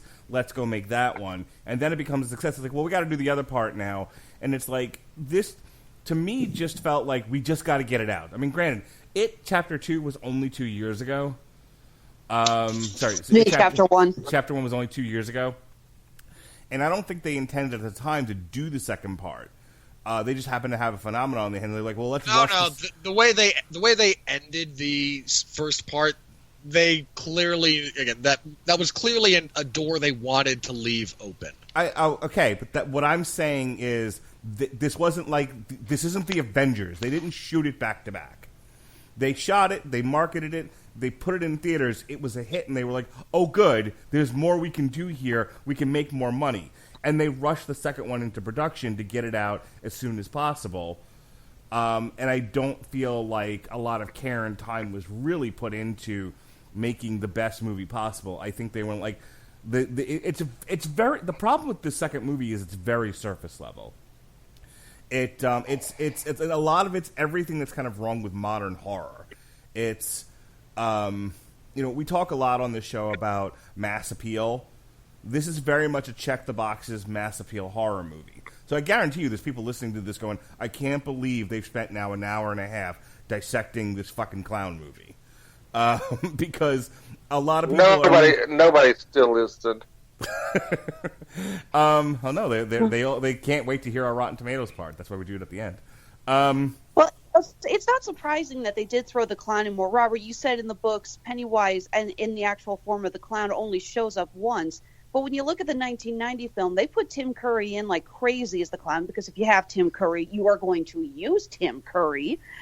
And people now associate it not with the books on, but with the Tim Curry form. Right. If we had gotten this movie and Pennywise the clown had only shown up in that first scene and never again, people would have been furious. Yeah. Because that's what they know the story for. The argument would have been, it's a bad movie because there's no clown.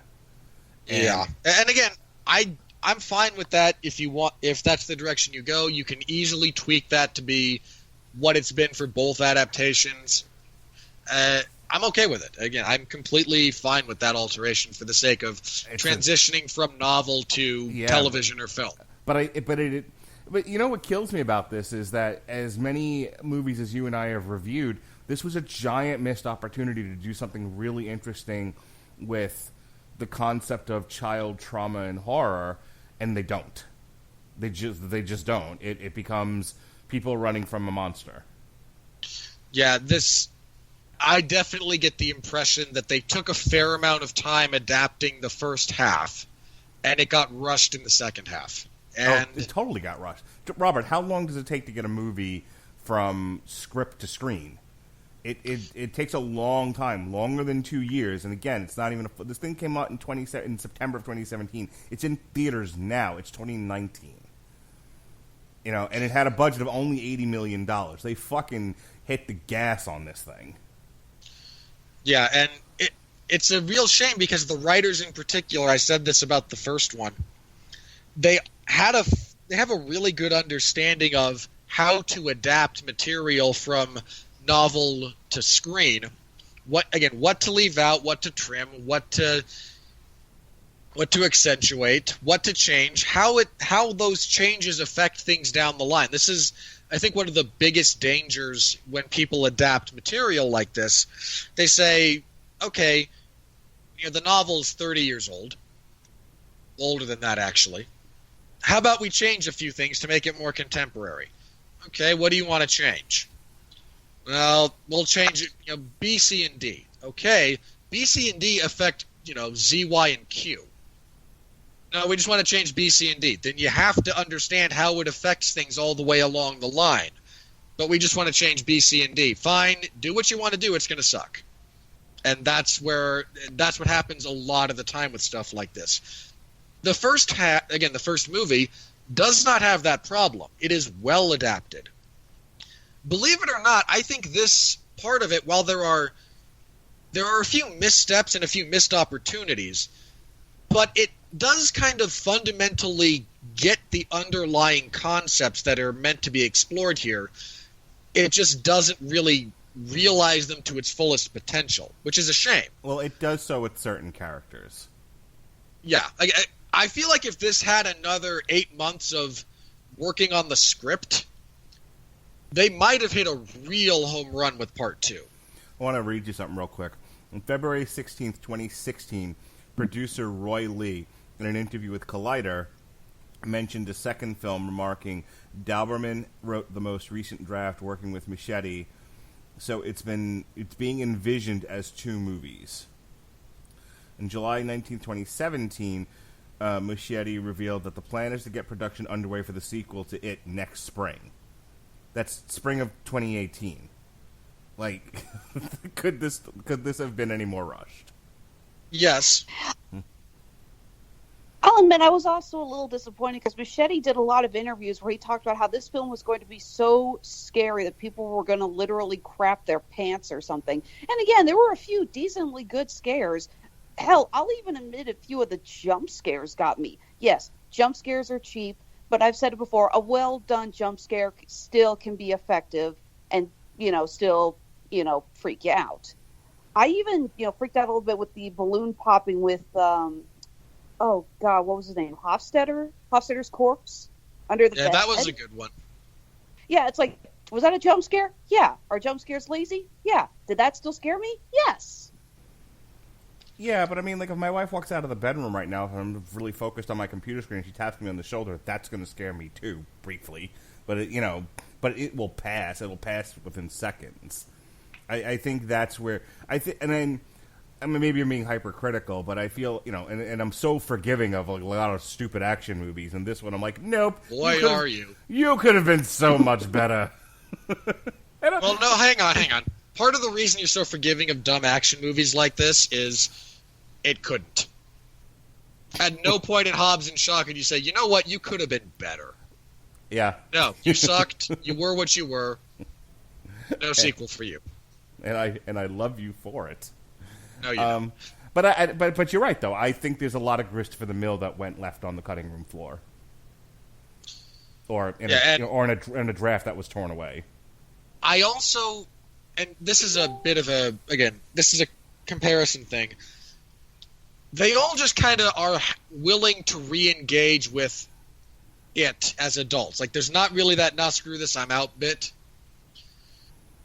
If you want to add that to add more stuff for the adult actors to do, okay. I don't even really dislike that they're... what changes the mind is, we're going to die if we don't. We can leave this place, we can forget again, but it's still going to get us. But I think I need more than just Jessica Chastain saying that's what I saw when I was hypnotized. That's a perfectly acceptable a perfectly acceptable internal/externality to drive things forward. But I needed all of them to kind of sit around and go, yeah, these moments. I needed a scene where they all kind of do like the Alcoholics Anonymous thing. And they all go, yeah, I'm very successful financially, because all of them are. And this is a thing that got completely removed because it is actually contested by a different entity that is the essence of creation and life, whereas it is the essence of consumption and death. And you do get a bit of that duality. Yeah, Martin the Turtle. And the Turtle's influence, his touch in their lives, is actually what helps enable all of their successes. Again, the Turtle is completely ignored in the adaptation, and fair play if that's what you want to do. Okay, I get it. Trying to describe the relationship of cosmic entities manifesting themselves in this reality is a bridge too far. Fair play. But I did want that. They weren't ready to go full Galactus. Yeah. I need a moment when they all kind of sit around and go, yeah, okay, I need Ben. Like, I'm sure I'm financially successful. I'm a world-renowned architect who's profoundly alone and lonely, and I have no issue realizing that I'm just going to drink myself into a near coma and then wind up shooting myself in the head one night.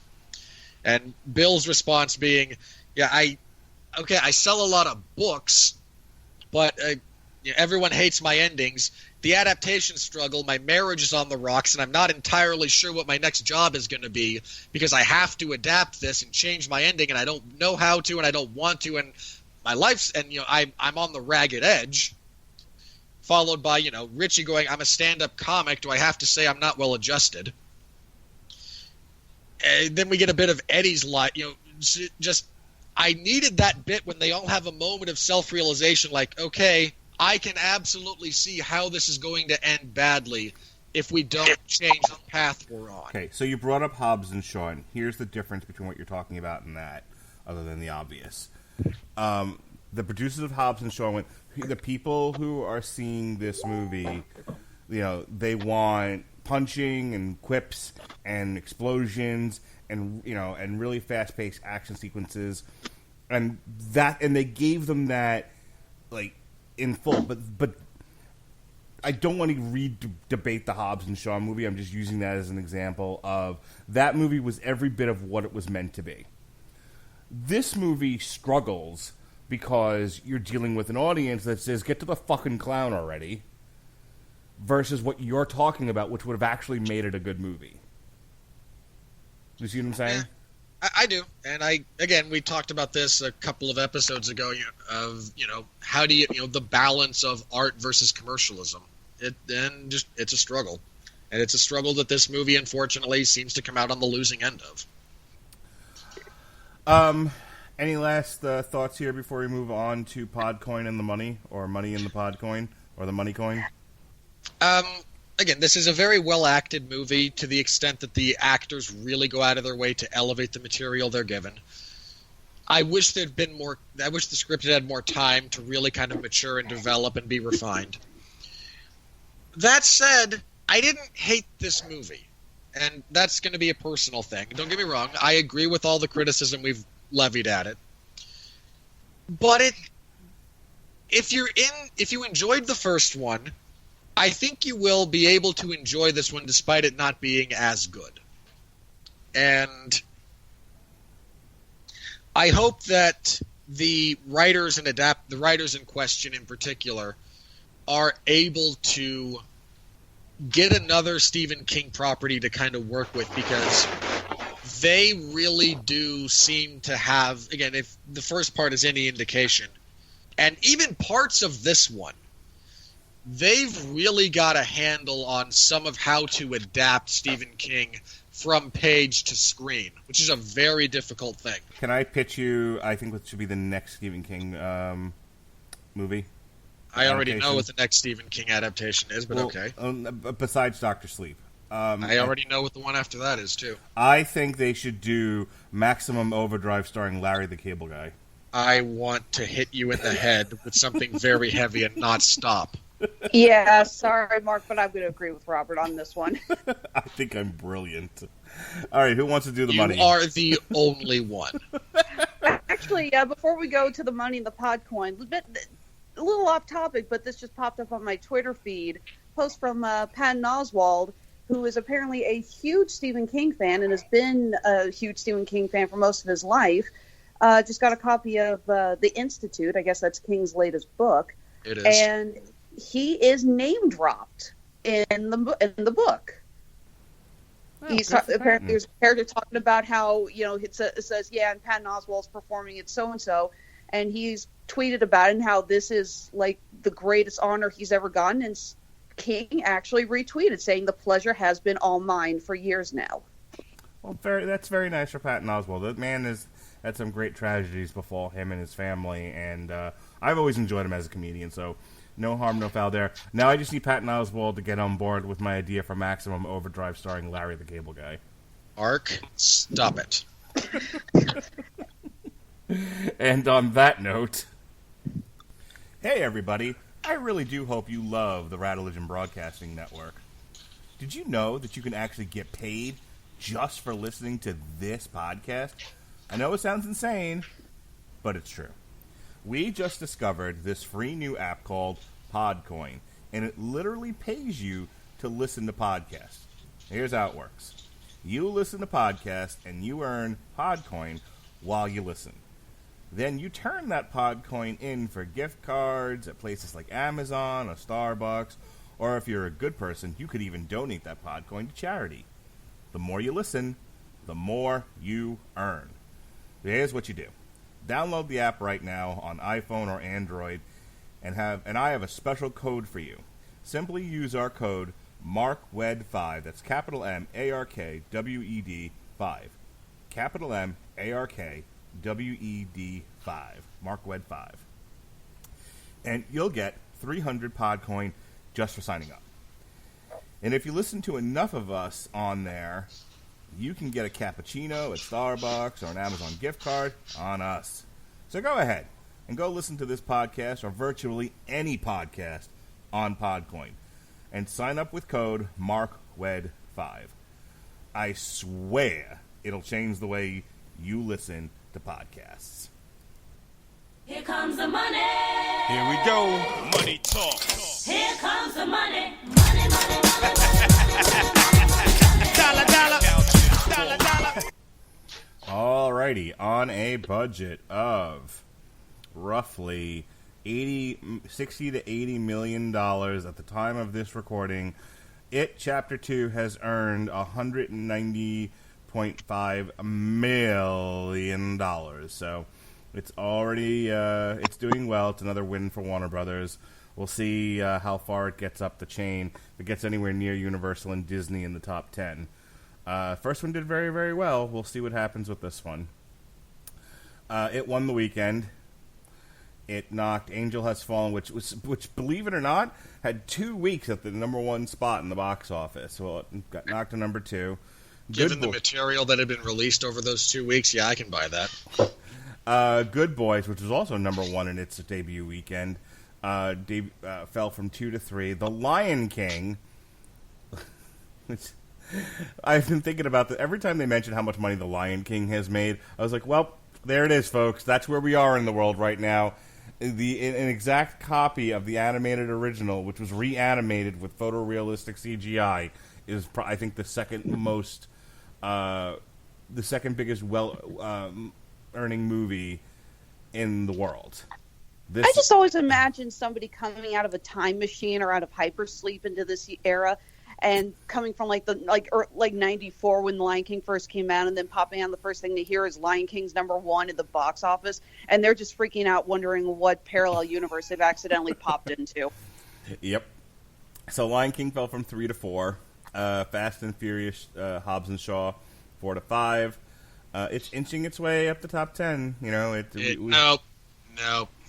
I'm looking at it now. Hobbs and Shaw currently sitting at $721 million. It's getting there. It's not going to get there. Overcomer stayed at number 6. Dora and the Lost City of Gold must have opened someplace new because it jumped from 11 to 7 somehow. Yeah. A third best Indiana Jones movie. Not even close. Ready or Not. So far, not accurate. It's not even funny. I'm not counting whatever silly game you're talking about. Fine. I'm not entirely convinced it's better than Kingdom of the Crystal Skull. You're a lunatic. Guys, we do not need to open up that can of worms right now. That is something that we need a whole other podcast to do. Let's make that a Patreon exclusive. On trial, Kingdom of the Crystal Skulls. That'll be fantastic. Oh, Lord. Ready or Not. It's not defensible on its own merits, but it's better than Dora. Ready or Not dropped from 5 to 8. Scary Stories to Tell in the Dark dropped from 7 to 9. And Once Upon a Time in Hollywood, which for some inexplicable reason, they're thinking about doing a Netflix miniseries, stayed at number 10. Rounding out the top 20 are The Peanut Butter Falcon, the Angry Boys movie, Angry Boys, Spider-Man Far From Home, Brittany Runs a Marathon, Nija, Annabelle Comes Home, Don't Let Go, 47 Meters Down, and something called Shitshore. And I guess Toy Story 4, which is at number 20. So our yearly stats, we haven't done this in a while. We'll tell you where things have landed worldwide. Obviously, nothing's getting, other than Star Wars, maybe. Nothing's getting the $2 billion, almost 3. So Avengers, Star Wars is always at number 1. The Lion King has passed Captain Marvel and is now the second most highest earning movie this year. All hail the mouse. I am torn on that because they're both terrible movies. Captain Marvel is number 3. Spider-Man, now the sole property of Sony. Boy, I sure hope we all get to look forward to Spider-Man interacting with Tom Hardy's version of Venom. And don't forget Morbius and Black Cat and Silver Sable. Hang on, Morbius is not going to be a thing. Jesus Christ. No. I mean this. That's going to. It's being made with that Gambit movie. No, Morbius has a better chance of actually becoming a real thing. It's going to bomb so hard. No, that's such a bad idea. Like, hey, Jared Leto, wasn't he good in something? No, not really. Can I- He They are- was good in, oh God, what was that? The Dallas Buyers Club, the one he got the Oscar for? I'll take your word for it. I haven't seen that movie. It's All a right. good movie. It is. I've heard good things about it, but he's getting a lot of leverage out of one role. I'm just going to put it like that. Toy I've Story seen some of his other stuff. 4 is at number 5. Aladdin, number 6. Hobbs and Shaw, as Robert mentioned before, is the only movie the second movie from Universal in the top 10 at $721 million. That only number 7 because of the dominance of yield Disney. Well, not only that, but for the record, remember we talked about this. Hobbs and Shaw needs $1 billion to really be profitable, Well, and it's not there yet. Well, let's see if it earns more than Aladdin, which is currently sitting at $1,046,000. The Wandering Earth, Nija, and then finally How to Train Your Dragon: The Hidden World at number 10. You know, it's funny. I was reading an article, I think it was in Variety, or it was either Variety or Fortune, probably Fortune, that just talked about like if you weren't a Disney film, then the summer season for movies was pretty dismal this year. I mean, it isn't quite the cinemapocalypse that was, I think, either 2014 or 2016, where like everything bombed and like people were proclaiming the end of the theaters. It was that bad. That was the year of the second Alice in Wonderland movie and the second Teenage Mutant Ninja Turtles. I think World of Warcraft, which was only successful because of China. Was that 14, Robert? I think so, maybe. Hang on. Well, tell the haters they could go see The Fanatic. It only made $3,000. Tell me you guys have heard about that movie. No, 14 did okay. 14 No. had Transformers, Third Hobbit movie, Maleficent, X-Men Days of Future Past, Winter Soldier. Then I'm thinking of 16. Let me check 16. 16 had 16 Civil... was a- No, okay, 16 had a lot of Disney movies, but I think 16 was okay. That had Civil War, Rogue One, Finding Dory, Utopia, Jungle Book, Secret Life of Pets, Dawn of Justice, Fantastic Beasts. All right, I'm looking it up now on the box office bomb chart. There's See, actually 2016 was just a rough year in general for the economy. I mean, it wasn't just movies in general. That was a rough year. Yeah. Well, then I hate to say it. I think election years in general, the economy usually goes down a little bit. People are skittish about what direction the government's going to be going. They're not sure if they should be spending their money or not. Yeah, it's an odd trend that we've developed. Like, if the economy's bad going into an election year, it's going to be bad. The president's not going to get reelected historically. If it's good, the president is going to get reelected historically. All right, so the year that I'm thinking of. 16 did have Warcraft, Kung Fu Panda 3. Yeah, okay, no, it's 16 that was the cinemapocalypse. Alice Through the... So these are all the movies that bombed in 2016. Are you ready? This is on the Wikipedia list of box office bombs, and I think this had the most in a single year. Alice Through the Looking Glass, Allied, Ben-Hur, the BFG, Deepwater Horizon, The Finest Hours, Ghostbusters, Gods of Egypt, The Great Wall, The Huntsman's Winter War, Live by Night, Monster Trucks, which was like... that was a big... Like, more people read the story about how bad that movie was and how much, it was a big write-off for that company than actually saw the movie.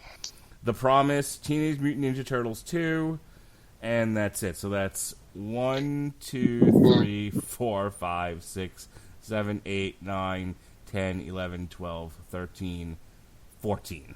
Okay, just a thought. Don't make bad movies.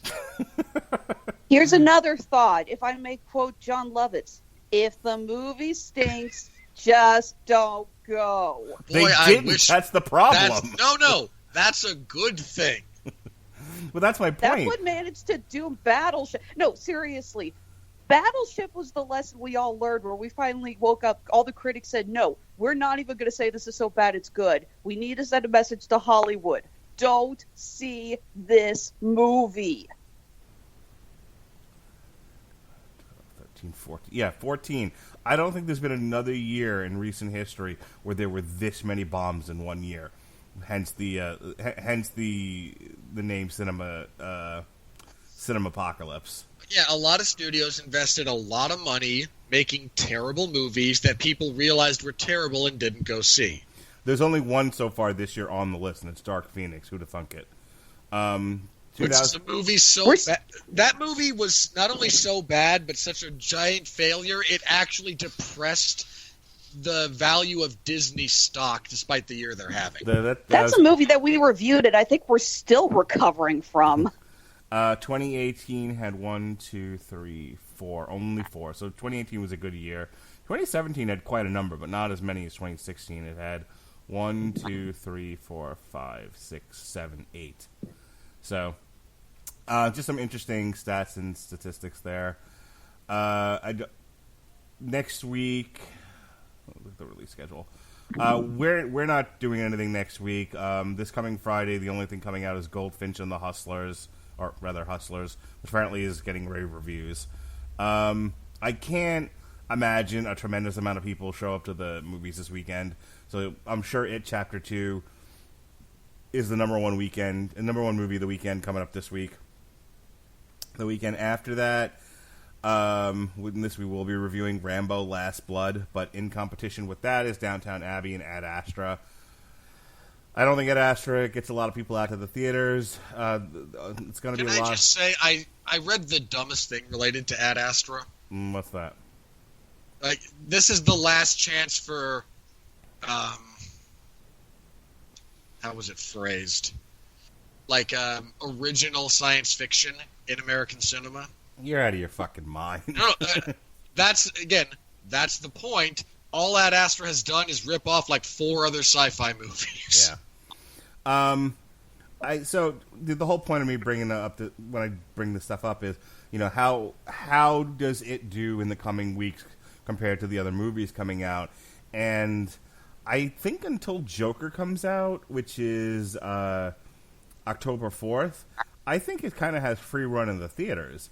Like, Rambo: Last Blood will get, the old men out that want to go see good old Sylvester Stallone kicking ass. Downton Abbey will get, people like my wife out. And no one's going to see Ad Astra unless you're really into, the NASA program. Hey, are we reviewing the Joker? I am offended by that. I will probably be seeing Ad Astra. Okay, so only nerds like Robert will be going to see Ad Astra. That's not. But none of these things are cutting into It Chapter 2. Certainly not Hustlers and Goldfinch. So like I said, and then the following weekend after that, the only thing that's going to be in mass and wide-scale theaters is Abominable, which is a Universal animated picture. And then the Joker is the 4th. You had a question, Alexis? Oh, I just asked if we're going to review Joker. Of course. I got a whole week dedicated to it. Much to my consternation, yes. Hey, look, I'm skipping Gemini Man because no matter how many times I show that trailer, it looks terrible. Wow, we finally found what it takes for Mark to say a movie's terrible. 2 Will Smiths. Yep. It was too many. All right. Unless anyone has any major points they want to bring up regarding movie finance, I believe it is time.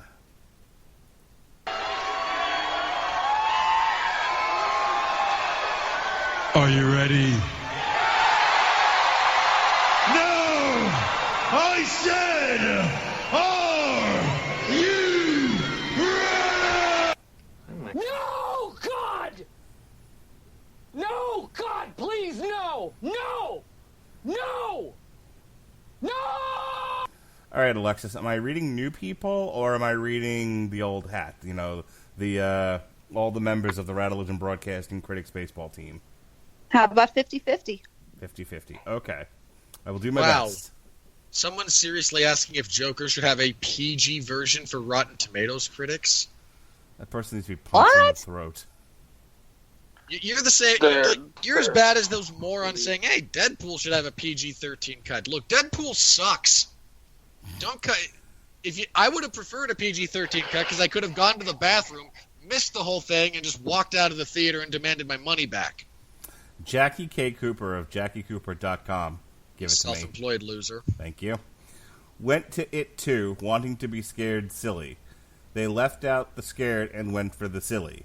Too much time clowning around, and not with, in capital letters, the clown. Oh, somebody's trying Can we to be cute. And failing miserably. Can we arrange a blanket party for this person? Andy Lee of Daily Star UK. As these set pieces could be put in any order, the film feels more like a series of randomly assembled shorts than a coherent film. No. Again, parts through the middle might be a little disjointed, which, fair play. That doesn't mean the movie as a whole is that disjointed, because I get the feeling you're just not paying attention, buddy. Yeah, I think they just didn't like the side quests. I mean, no one does, but... Carl Delos Santos of Smash Cut Reviews. Clearly, Machete had a long list of things he wanted to do and tackle in It Chapter 2, and he did all of it. Unfortunately, the movie didn't need most of it. Yeah, that's not... Again, like, we talked a little bit about this. There's a lot that goes on, but this is an unrefined final product, and I think that's kind of what this guy is inelegantly trying to say. So you guys genuinely believe if it had come out in Chapter 2 had come out in 2020, it would have been a much better movie? I think it would have been a more refined movie. I don't know about better. I think it would have lacked a lot of the disjointed parts, and maybe they could have actually explored things that made this 3 hours. They gave Zack Snyder an extra year to do Batman v Superman. This could have used that.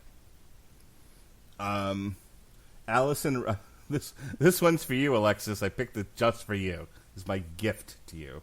Are you ready? Oh yeah. A little less enthusiastic. You're hurting my ears.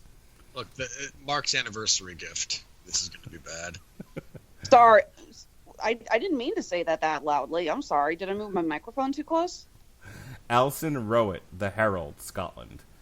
A Rocky horror show indeed. Eddie, I want you to find this person and go bite them. Look, I don't know if you all saw a bit of that like meme that was going around a little bit ago about there's, so many million of whatever animal in the world versus however many million people in whatever country. So if all of these creatures decided to invade, each individual member of this country would have to kill so many of these creatures. And I'm not sure we're up for it, kind of thing. The one about Scotland was there's 111 million cats or so in the world, and only like 30 million Scots. So if all the cats in the world wanted to invade Scotland, each Scot would have to kill, 12 cats or something like that. And I'm not sure we're up for it. I haven't asked Stuart Lang to comment on the accuracy of that, but after that review, I'm starting to think that's even more one-sided than it sounds on paper. There's a long way to go for that joke, buddy. It was worth it. Fucking Mr. Toad's Wild Ride. Alex... It's not a thing anymore. Savalev, Film Threat. Sadly, though afforded double the budget, It Chapter 2 provides half of the scares of the first installment. This clown's makeup is wearing off fast. Wow. Gonna stretch that metaphor anymore, buddy? Seriously, can we stop? Can we just get some critics who quit trying to be so catchy? I mean, for God's sakes, there's already one Gene Shalit, and we don't need more. That is correct. Oggs Cruz of Rappler, whatever that is. It Chapter 2 is comparably a lot less focused and vastly more distracted effort, with Machete clearly having difficulties in cohering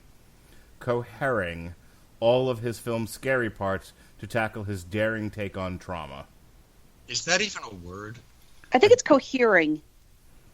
Okay. I'm still questioning whether or not that's a word. Yeah, I'm not convinced it is. I mean, again, I know what they're trying to do. They're trying to turn coherence into a verb, but I'm not sure it is. I'm Googling. Hang on. While you're Googling, I'm Matt Brunsoning of Creative Loafing. Oh, no. Okay, no, it's not. Coherence is, let's see here, it's a state of being, oh wait, cohering is a word. Hang on. Cohered, cohering, to hold together firmly as parts of the same mass. It is a word. Yeah. Okay. Good for him. Matt Brunson of Creative Loafing. When you've seen one toothy, slobbering demon, you've seen them all.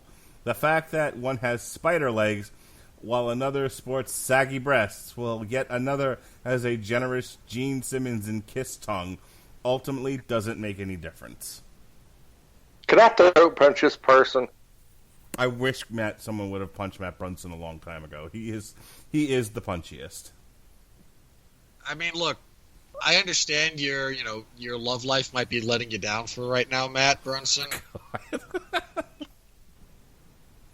And if you're finding that the shallow nature of your existence in actively seeking out slobbering demon mouths for whatever you want to do with them, okay, fine, I'm not going to kink shame you.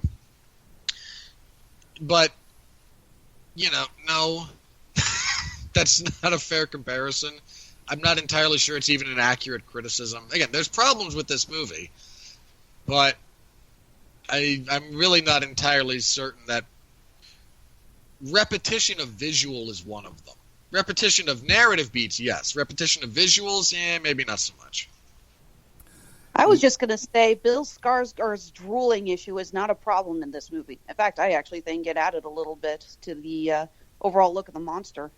Completely agreed. Again, Bill Skarsgård is almost effortlessly creepy as Pennywise. The fact that he can do that with his eyes is still unsettling to me. Oh, I know you guys aren't huge fans of Stephen Colbert, but Skarsgård was on the other night, and there's actually a segment where he teaches Colbert how to do the Pennywise smile, and it is freaky as hell. You guys should go find that on YouTube. I might. I like Colbert. He's fine. I don't need to watch his late night show, but I liked him on the Daily Show. He benefited from writers. They all benefit from writers. Well, okay, he benefited disproportionately from writers who have abandoned that poor schlub who's taken it over.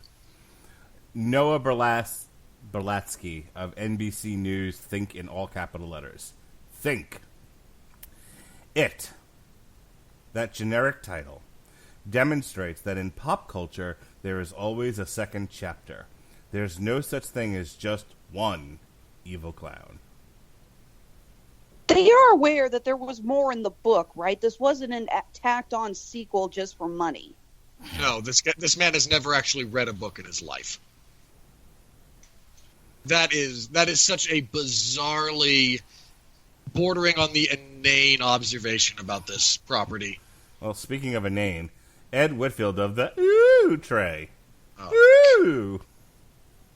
I hate him just because he makes you make that sound. Ooh. The second half of the story plays like a bland retelling of the first. Okay, that's fairly accurate. That said, there's a reason I believe that the novel was structured the way it was, to kind of move between the contemporary and the flashbacks. And if they tried to tell that story in movie format, it's a 5-hour movie, I get it. It's either a 5-hour movie or it's a film where we all want to just bash our brains in from the pacing whiplash. Yeah. Yeah, it either takes a long time to get places, or it makes the storytelling pace in the Fast and the Furious franchise look tame. The truth is, if you read most of Stephen King's books and that have flashbacks, and yeah, he uses that like, J.J. Abrams uses lens flares. You can't keep doing that with his films. I don't know if you guys saw the Shining miniseries that they aired. I think I did, like the one that King kind of had a hand in because he still wasn't all that happy with Kubrick's version. Yeah, the one where he basically said, "Just make it like accurate to my book." There is all the flashbacks, and again, it destroys the pacing because King, when he writes, a character will just go into a flashback at random moments. And it works in the book, but you can't have that happen in a film because someone's in the middle of doing something and all of a sudden, flashback. it comes out of nowhere, and it makes no sense from a visual perspective. You can't film like that and expect people to stay interested. Yeah. This is actually a fresh review, but it's so bad. Sarah Slazek of the MacGuffin. Pennywise now carries with him a partially deflated balloon. She got paid to write that sentence. Wow.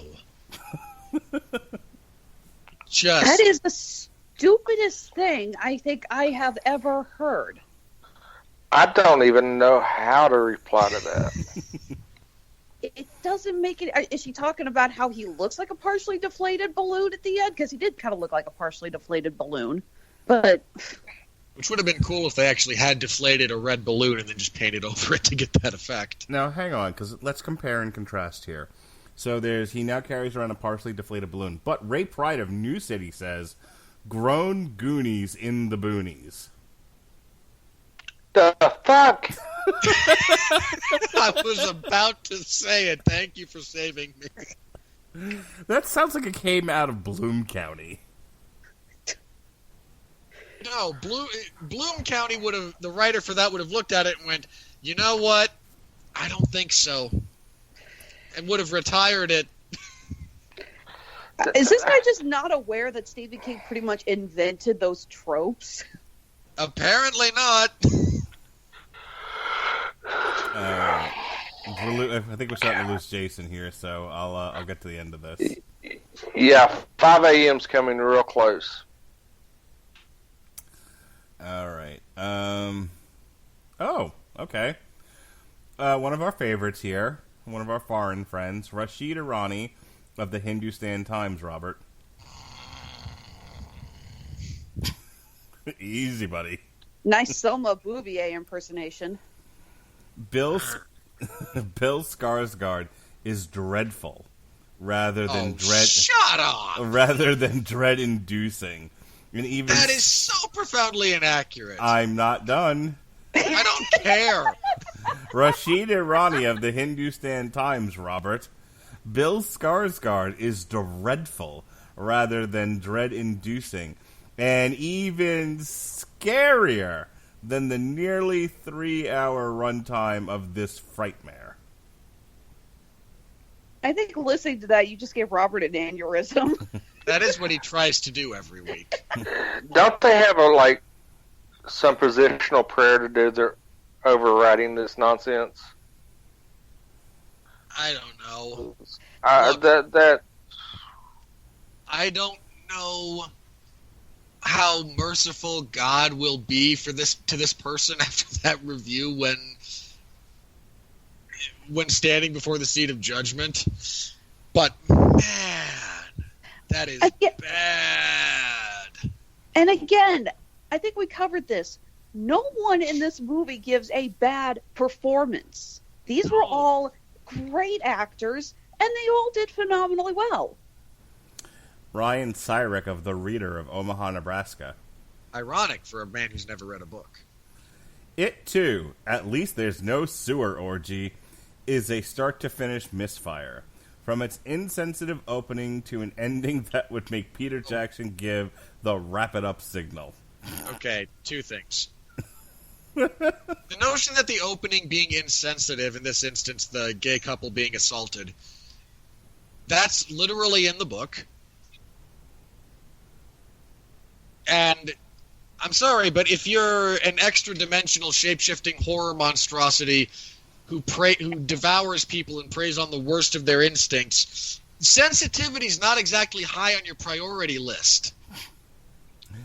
But hey, I'd rather my monsters fit into my sanitized version of reality. Don't you realize that murderous alien clowns need to be PC2, Robert? Yeah, so does that add to our weekly woke review? Yeah, hashtag woke clown. Was it you, Mark? Hang on. Was it you who posted the review about killer alien clown not being the ally we thought he was? No, but that's hysterical. I don't know where I saw it, but I saw that. It's not a joke. Someone said, "Oh man, the clown in It is shockingly anti-queer." No, that was me. I believe that was Yeah. me, as a matter of Like, fact. you found that. I had to share it with the world. Ashley Lamberto of CultureVulture.net. I'm sorry to pop your balloon, Alexis, but It Chapter 2 is a mess. I should have kept my mouth shut. Okay, I'm going to hop in here while I'm still coherent. These people get paid for this shit.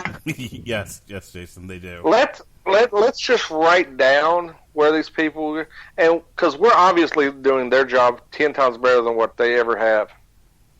Let's cash in on this because they're absolutely dumb fucks, and I mean, at least we have Robert.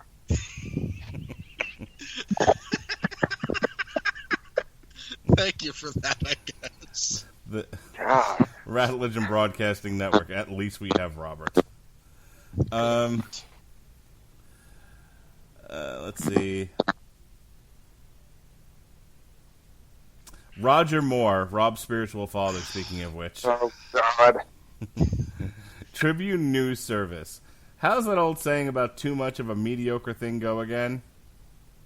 I don't know. What's your last paycheck look like? Da-da-da-da-da-da. I mean, look, I could have said you could ask your wife, or your ex-wife, rather. Arrgh. What was alimony payments treating you? Well, in his case, too much of a good thing would be oxygen because he needs to die soon. You know what? I saw. This is unrelated, but I saw someone post just kind of a jokey thing about that scene from the Last Jedi when when Leia is ejected into space and survives. It was one of those quasi sarcastic things about they actually had to film this thing indoors due to the actress's crippling addiction to oxygen. I have a friend who then posted the appropriate response, and a few years later she would overcome that addiction. I laughed more than I should have. All right, this is the last one, and it's going to be a fresh review. Are you ready?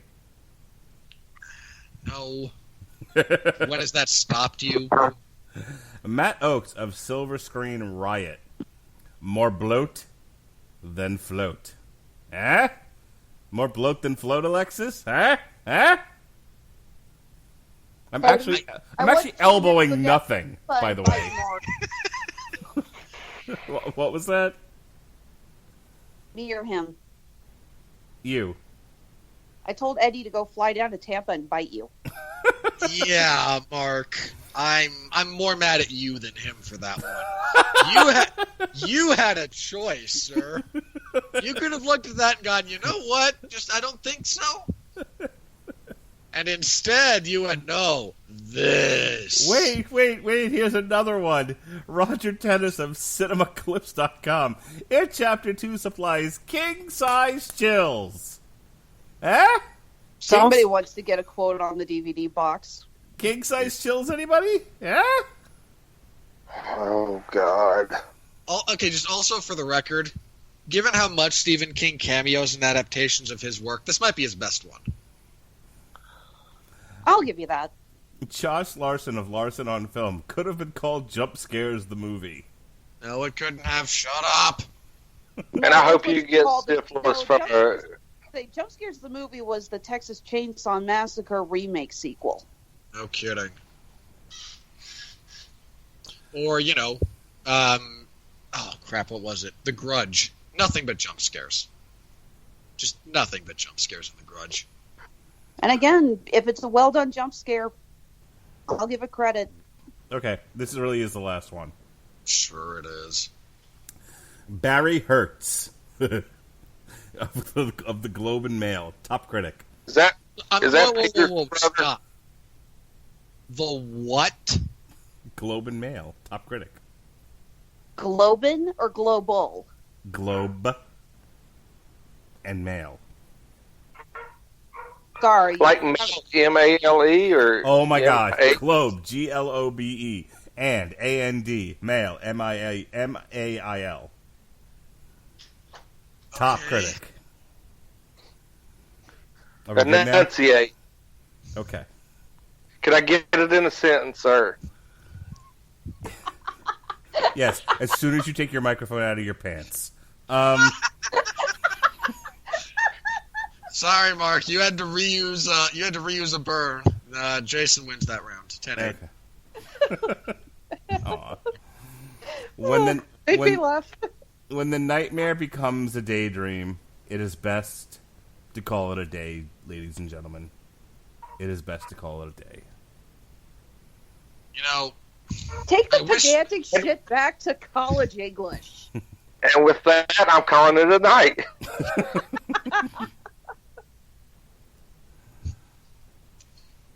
I mean, look, buddy, I'm not going to call you day no matter how much you ask. All right. So tomorrow on the Metal Hammer of Doom, we'll be reviewing Killswitch Engage Atonement. Onslaught month is all month long. We've got Terrible. volumes 1 and 2 in the can. Next week is volume 3, and then volume 4 debuts on September 23rd. And then we kick off October, which is all scary Halloween type trick or treat stuff, with Gotham by Gaslight. We got a Gotham by Gaslight source material, and then Alexis will be joining me for TV Party tonight for the Gotham by Gaslight animated movie. Meanwhile, That's actually in a movie. what was that? That's actually a nice animated movie. Yes. Also, for the record, this is what passes as horror for Mark. Anyway, Alexis will actually be with me this Thursday. We'll be reviewing She-Ra Season 3. And then Friday night, myself and Robert Winfree will be doing alternative coverage for Devin Haney versus Zaire Abdullayev You know nothing about either fighter. Why are you asking me to do this? on DAZN.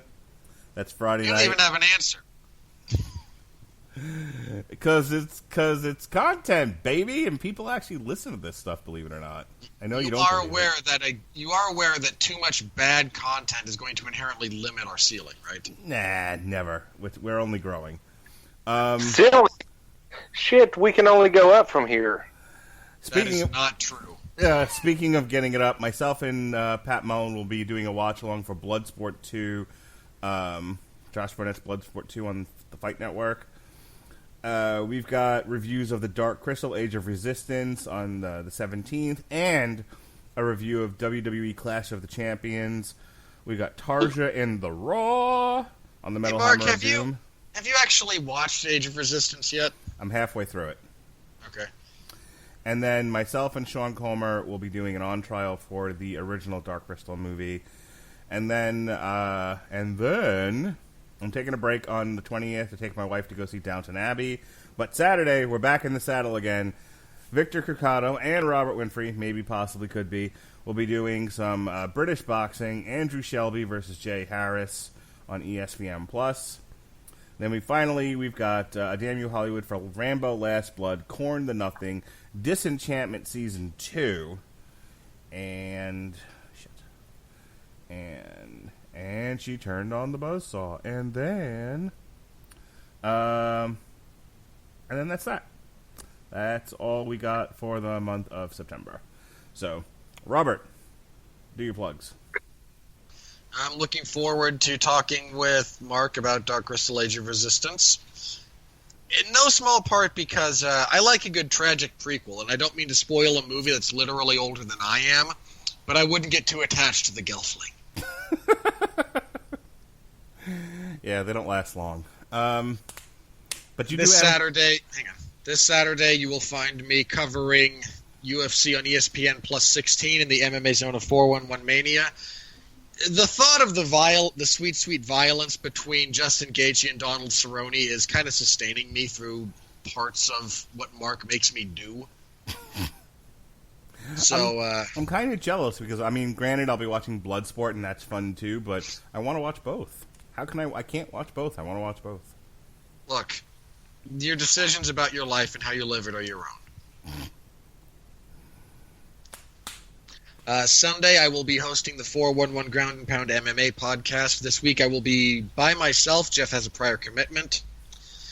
This past Sunday, Jeff and I got together. We reviewed UFC 242, where Jeff, again, made his passionate plea for Tony Ferguson being the man to stop the rampaging monster that is Khabib Nurmagomedov. We talked about that event, some of the fallout. We previewed the Gaethje versus Cerrone card. We talked about news of the week, including BJ Penn being potentially done with the UFC. Sort of. It's a thing that could get even uglier from a legal standpoint, but we get into that a little bit, so you can listen to us talk about that. And a few other bits of news from the week. Again, a few fights got made. Nate Diaz versus Jorge Masvidal is going to main event UFC 244 in Madison Square Garden. Woo! So there's that to look forward to. Yeah. Apparently, The Rock is working very hard to be the man to strap the BMF belt around whoever wins that. He said he would really like to because he's from Miami, as is Jorge Masvidal, and he said he's looking forward to the fight. Masvidal responded on Twitter and said, if at all possible, I'm going to tell Dana I want you to be the person to strap that sucker around my waist. And The Rock's response was, if at all possible, hell yeah, I'll make the time and be there. Because The Rock is living the life all men wish they could live. So you can listen to us again. Go through news. This coming week will be a review of UFC on ESPN Plus 16 and a preview of UFC fight, UFC on ESPN Plus 17. Rodriguez versus Stevens. Yeah, that's not a good card. And all the news, including a bunch of fights that got made today. Ronaldo Jacare Souza moving up to light heavyweight to fight Jan Blachowicz. Stephen Thompson versus Vicente Luque. Wonder Boy! Knew you were going to do that. You always do, for reasons that remain unclear to anyone with a functional cranium. So again, you can tune in for that. Wonder Boy! Go on. Okay, that was just not nice. All right, Mark, let's try to get through this, or I'm going to fall asleep.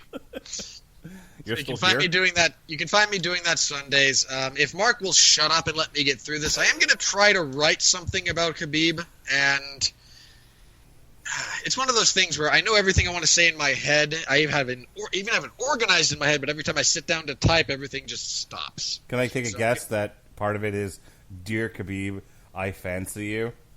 You would be deeply and profoundly inaccurate. Oh, I think that's how you should start it, though. I will most certainly not. It would be disingenuous to all parties concerned to be that untruthful. Go, or I'm going to yell at Wonder Boy again. Yeah, and again, I'll be back for all the reviews that Mark mentioned. I hope you will all continue to come back and put up with our nonsense, however you find us. If you have a friend that you think would enjoy the show, please point them in our direction. If you have an enemy that you would like to annoy, point them in our direction. We're happy to oblige for as long as possible. If you have a friend that you no longer want to be friends with, point them in our direction. That'll work too.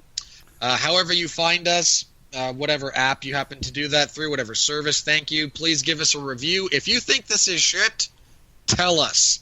Tweet Mark. I want you to bury him in that if at all possible. Mark Radulich on Twitter, at Mark Radulich. So please, again, thank you very much for your continued support.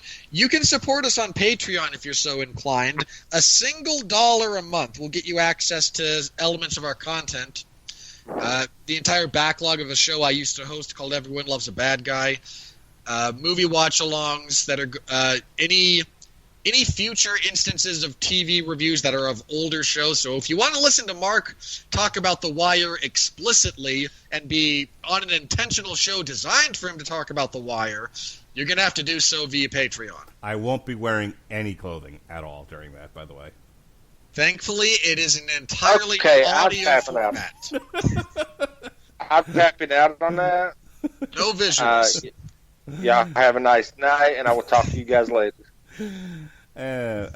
Is he really gone? Because he didn't do his plugs. Probably. You can find Jason over on, Pigskin Pick'em? Who knows? Just say WTM. You can find Jason on WTM doing stuff now that football season is back in full swing. Give that a listen. He puts a lot of work into that. So support Jason. He's still here. Jason, just do your own damn plugs. Or not. Either he's really committed or you misread Skype. It's saying he's still on the call. I'm gonna look. Follow Jason where you can. Let's let Alexis do her plugs before she taps out and just throws stuff at our heads. No, I've been kind of freaking out over here because it turns out Eddie likes to sometimes fall asleep with his eyes open, and when he's dreaming that he's chasing the fluffy bunny rabbit, it looks like he's having a seizure. Okay. I deeply appreciate that so much. Thank you for that. All right, where are you selling stuff? All right, Honeysuckle Rose Creations, the intersection of geek and chic. This coming weekend, we are going to be at CMOCon in Poplar Bluffs. This is our first time appearing at this show. Little last minute change in the scheduling, but I'm going to be there. I'm going to be debuting all of our ribbon chokers. We have a bunch of new designs. Really looking forward to it. Week after that, I am going out to Cincinnati for the Cincinnati Comic Expo. This is a show that we've been going to for years, and I love it. Also really enjoying it because we've got a little more space there, so we get to set up our custom charm station. Come to our table. You can make your own keychains, bracelets, necklaces, earrings. The list is endless. We've got a ton of stuff for you to play with. We love seeing people come out and seeing them just unlock their creativity and create some really amazing things. You got to bring some She-Ra stuff with you, seeing as you're talking about it this Thursday. You know, I've been trying to design some She-Ra stuff, but it has not been easy. I'm also desperate to try to make some My Hero Academia things because I do not watch the anime, and my anime advisor just bitterly quit. So I'm really trying to get into that, and I need to find some people who can help me with that. Oh, God, I hate to do this, but what do you need? Nope, off the show. Off the show. Off the show. For the love of Christ. 3 hours. All right. As always, you can find us on Facebook, Instagram, and Under Protest Twitter, and we have our stores on Etsy and Handmade at Amazon. Stores restock might be a little slow just because, again, we got 2 shows back-to-back, so I don't always have time to restock in between my heavy travels. But, you know, if you got something in mind, let me know. If you go there and there was something you thought was going to be there and it's not, contact me. It may just be a case of I can't restock it until I'm back in town. Let me know. Whatever you want, I will get it to you. I want to make my customers happy, and I want to get you that piece of jewelry that is going to make you smile. Honeysuckle Rose Creations, intersection of geek and chic. All right, folks, I hope you've enjoyed a review of a movie that was almost as long as the goddamn movie. So for Robert, Alexis, and Jason, this has been Damn You Hollywood. Be well, be safe, and behave.